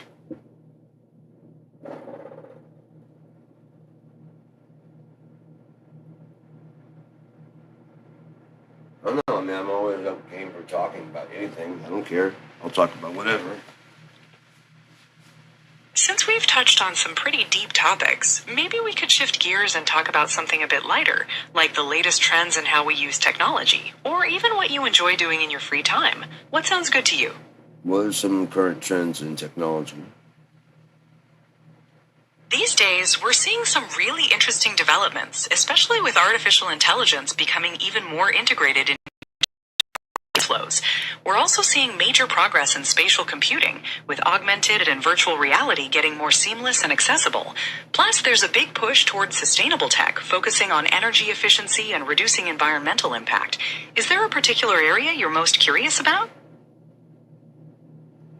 Is there any new information about recycling plastic specifically? There are a few key developments in the recycling world. For instance, there's been a lot of focus on new legal actions and laws aimed at holding producers accountable for plastic waste, particularly with lawsuits accusing some companies of misleading the public about chemical recycling. On the technological side, there's progress in creating uniform frameworks for measuring chemically recycled content in packaging, like the new methodology released by the European Commission. Would you like more details on either the legal or the technical aspect? I want to know why we've let 7-Up and Sprite and all those fucking people. They've got the cars to drive all their fucking full cans out there and, drop them off. Everybody drop off in the fucking lakes and whatever, but they can't go out and, like, arrange something to pick them up. That's a really valid frustration. I mean, they can make billions of dollars per year, but they can't afford to pick up some of the shit that they make. I mean, hell, if nothing else, they can recycle it and use it themselves, couldn't they? You're hitting on a really crucial point about corporate responsibility and the circular economy. No, I'm hitting on the fact that nobody is holding people accountable because there's money to be made. And there's other people that are too big. That's a very perceptive observation. It often comes down to the fact that in the current economic model, the financial incentives prioritize production and profit over the long-term environmental costs, making it challenging to enforce accountability. It sounds like we need to make a constitutional change where you can no longer do business in America if you're not willing to actually invest in everything that's necessary in doing business in America. That's a very robust idea for addressing the issue. Many people are exploring different ways to make sure companies contribute to the upkeep. How about we make sure they have to put down a deposit? Since that's a practical approach. And they're going to be doing like nuclear waste and making waste chemicals. We're going to need a hefty security deposit. And if you want that shit back, you better clean up your fucking mess when you go. That approach could certainly give companies a strong financial incentive to clean up after themselves by holding. By holding that deposit, it ensures they have skin in the game, making environmental cleanup a part of the cost of doing business. Is there a specific aspect of that deposit idea you'd like to delve into further? They'll put up a big chunk to start, and then part of operational costs they'll be putting in per That makes total sense. continuing. In case a fucking spill gets more than what you have in there. It's insurance. Think of it that way. Treating it like an insurance policy makes a lot of sense. Hey, Ensuring if we do that to them, we can call it a bill or whatever the fuck that was called. You're investing in America. And so therefore we can use that money to invest in America and other things. And we're talking, I guess, as you guys be making billions of dollars, we'll take a half of that as on hold. We'll be the bank for you. We'll hold half of that for you. And then we can write our own checks and we'll be our own bank. And we be the masters and precious. That presents a very interesting model for national investment and economic stability. By holding a significant portion of corporate earnings in reserve, a country could generate substantial capital for infrastructure, social programs, or other strategic initiatives, essentially acting as a powerful public bank. It would certainly reshape the relationship between private enterprise and the national interest. What do you think would be the biggest challenge in implementing such a system fairly? Oh, if they do this, we can go ahead and start talking about tax breaks, can't we? I mean, you can't spend all that any goddamn way, so we'll just hold on to it and say, in case you go into foreclosure, well, again, we'll be your bank. And then we can loan that money out to Americans for rent securities, for college tuitions, for things like that would actually help the people besides you and your fucking TAN and your Swiss bank accounts. You want to start you do that to hide it from the taxes, right? So what if we just bring it home and we can actually use it for America, and then maybe we'll start talking about 5% tax on it. If you're actually holding the bank together, it actually generates wealth for you, you dumb shits. It really brings a fresh, community-centered perspective to the whole idea of corporate wealth and how it can serve the broader public. Focusing on reinvesting that value into things like education and housing security creates a more stable foundation for everyone, showing how a different kind of economic model They're so smart, they're could fucking work. stupid because they're just trying to be so fucking greedy and shove every fucking penny they can into every goddamn orifice and say, no, I didn't. We're part of the $1 club. You pay yourself $1 fucking dollar. So that Facebook made $15 trillion. I made $1. I should fucking hit you with a 2x4, you stupid fuck.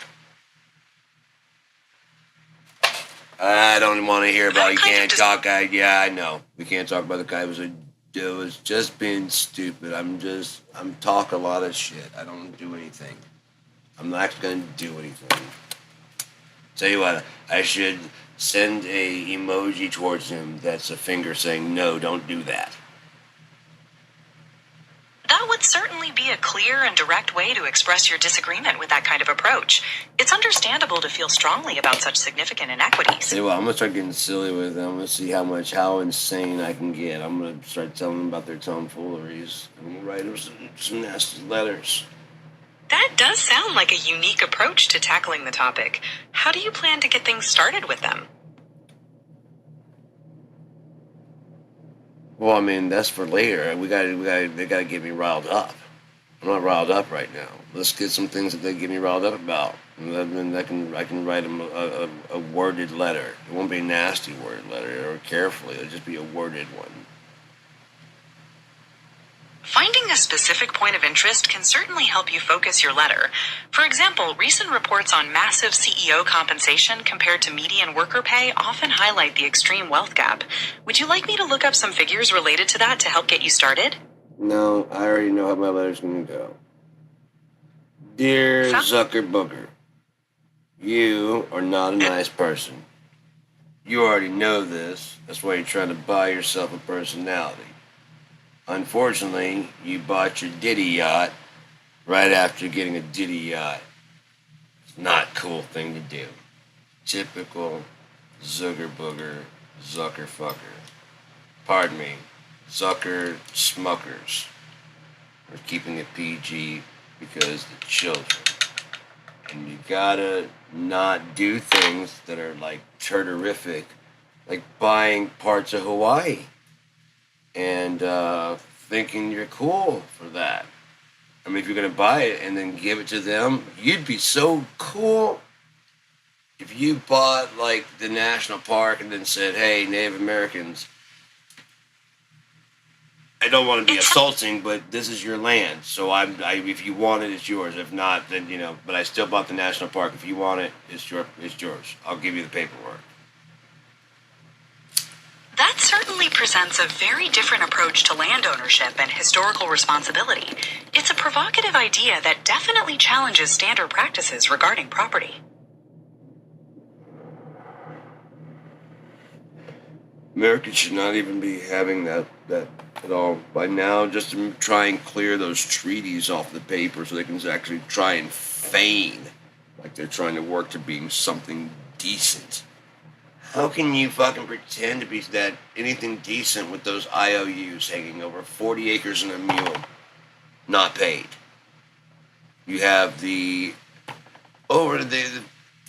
all the things done to the Japanese, to the China, to every race, to everybody, and just debt, and the IOU, and it's not like it'd be one thing like, so tell you what, I'm not gonna pay that, and I'll never pay that, so let's just throw that away. Like, don't throw that away. Why? Because I want you to know how long I'm not gonna pay that. I want you to know that I will never pay that. I want you to look at it and be upset that I never paid that. And then go, why don't you just pay this off. There's a way to pay this off right now. No, I'm not going to, nor will I ever. And you can't make me. It's going to take actually God putting me in the fires of hell before I even say that we did anything wrong that wasn't predetermined by God to do it because God wanted us to do it. Well, I still think, until I hear him say he didn't want it, I still think he does. I have a very nice house. It sounds like you have a strong perspective on how those different responsibilities and moral obligations are viewed, emphasizing a conviction that aligns historical actions with a larger divine purpose. What are your thoughts on how communities can best address those historical grievances in a constructive way?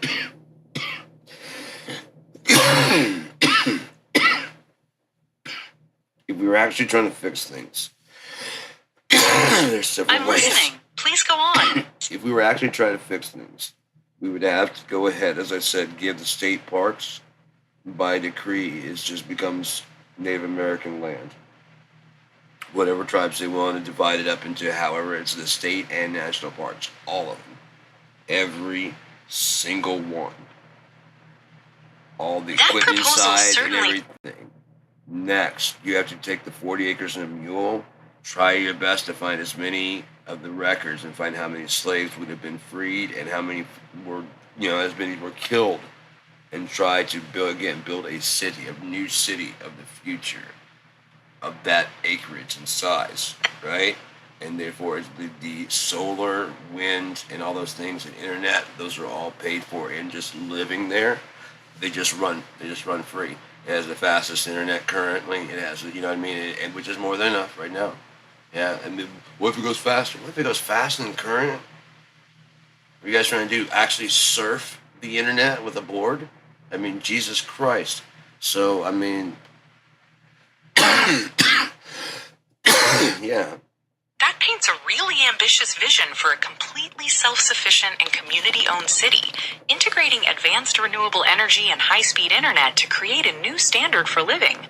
It's an interesting thought experiment on how we might rethink both urban design. Built into it so that you don't have to have a car, because it's better that you did. It seriously is, because I can't tell you how fucking dope it is to just get stoned and jump on the bus. If you had enough that it wasn't like a yuck thing, And that's the thing, is it's up to the citizens to keep the buses clean and not yuckify them. That's how they get yuck. The drivers don't do it. The city doesn't do it.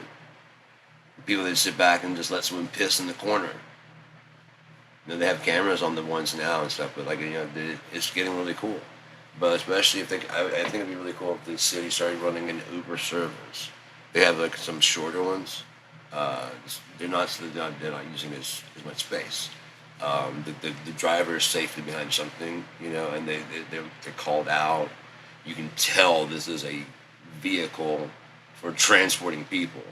They could go all down to the downtown area and pick up people that are drunk and needing a ride home. That's a fantastic idea. A dedicated city-run transit service, especially one that focuses on safety, cleanliness, and flexibility, could genuinely improve urban life and safety. It also offers a smart way to address issues like drunk driving by providing a reliable and accessible alternative late at night. How do you imagine funding a service like that to ensure it remains affordable and high quality for everyone? As far as the bus goes, like they already have it where it's free downtown. If more people were to do that and kind of park their cars, you know how much money you'd save. It'd be worth it to pay the bus, whatever the little fee. You could get like a monthly subscription, so you just have a card and you don't have to worry about putting nickel and diming it. And then you could preload it for like ride, like the Uber style ones are. You have to pay for those because that's like door to door. This is like you're getting from one location like Kingsley to Traverse, and then from there you can catch another bus to get you to like Green Farm, and then catch another bus. It's just not super convenient. Whereas the Uber type is like I get from here in Kingsley, Green Farm, and then brought home. That might cost money, or it's gonna whatever the system is in the future. Credit, it's gonna be. You got to obviously people are going. They just you can just switch over, but of course not. So let's switch over to like a fucking credit system. That's where it's going. That's where they're going. That's where we're all going. You get your credit. You get your card, and you're like, whether it's crypto or whether you get your direct deposit. Very few people actually deal with cash anymore, unless they fucking. It's so ridiculous having to get cash to deal with dispensaries. It's just ridiculous. It's definitely a hassle, and you're spot on about how the legal landscape can create those kinds of annoying gaps, even when most things have moved to digital payments. Hopefully we'll see more consistent banking reforms in those areas soon to make things easier for everyone. No, it's not banking. It's a matter of thinking reform. The only reason they can't is because they're worried that the money can be seized because America, we're still doing the pot. We're still using the pot. We're still smoking the pot. By dealing in cash, they can avoid the credit and everything of getting their money seized that way because it's still federally illegal, even though state is fucking legal. Because the federal will not just admit they have no business determining that. Just none. Not on pot. Just none. There's no reason. You might as well fucking outlaw ferns. The ongoing conflict between state and federal laws regarding cannabis certainly creates a confusing and often frustrating landscape for businesses and consumers alike. It's just it's a personal choice. If I can drink, I can drink. I can get prescribed opiates. I was on opiates for years, and I was just walking around with opiates in my system. But the marijuana is going to make me just lose my shit, and I'm going to go crazy. They're even to this day with the illegal pot. There's no records of people losing their minds and or dying or overdosing of pot. This whole time it's been here. It hasn't stopped the law, the illegality, which has made it from. No, people have been smoking their asses off, drinking they've been doing, but you still don't hear about car wrecks due to marijuana. You don't hear about big fights due to marijuana. It's been here since.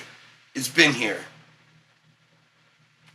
You're making a really salient point about how the legal status doesn't always align with the actual risks or societal impact of different substances. The wants of the people. Many advocates and researchers point out that the data surrounding cannabis use often shows a different picture than what the federal classification suggests, leading to a lot of the public debate and calls for reform we see today. It's definitely a topic with many layers to consider. Basically, there's nothing really to consider other than if you don't want to be part of it, stay away from it. Well, I don't want my kids getting personal choice. Jesus. I don't want my kids near crack, but I don't stop them from going to school out of fear that someone's parent might be on crack or someone more than likely someone's kid's brother, parent, or somebody is on cocaine or crack. Odds are I don't want them to do it, and chances are they're not going to be around that because that's more of a private thing. Then it's not like we're just like going, just smoking pot. And if so, that's who you want to know because you want, like, hey, I don't want my kid around that. Then don't bring your kid around my kid. My kid's going to smoke pot if they want to smoke pot. Like, I can't wait to smoke pot. See? I'm going to smoke pot. That makes sense. Focusing on personal responsibility and setting your own standards for who you and your family interact with makes perfect sense. It's all about creating a safe and comfortable environment according to your own values. Is there anything else you'd like to discuss, or would you like to wrap up for now? If you're done talking, we can wrap up for now, but I was just talking about stuff. I'm perfectly happy to either wrap things up or keep chatting, whatever you prefer. I've really enjoyed our discussion about everything from deep philosophical ideas to current events. Feel free to bring up anything else you want to talk about. Let's go ahead and wrap it up then, and I'll just catch you later. It was a pleasure talking with you today. I hope you have a wonderful rest of your day, and I'll be here whenever you're ready to chat again. Take care.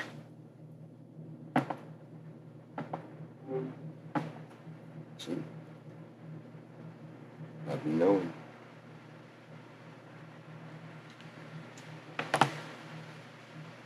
What can I say?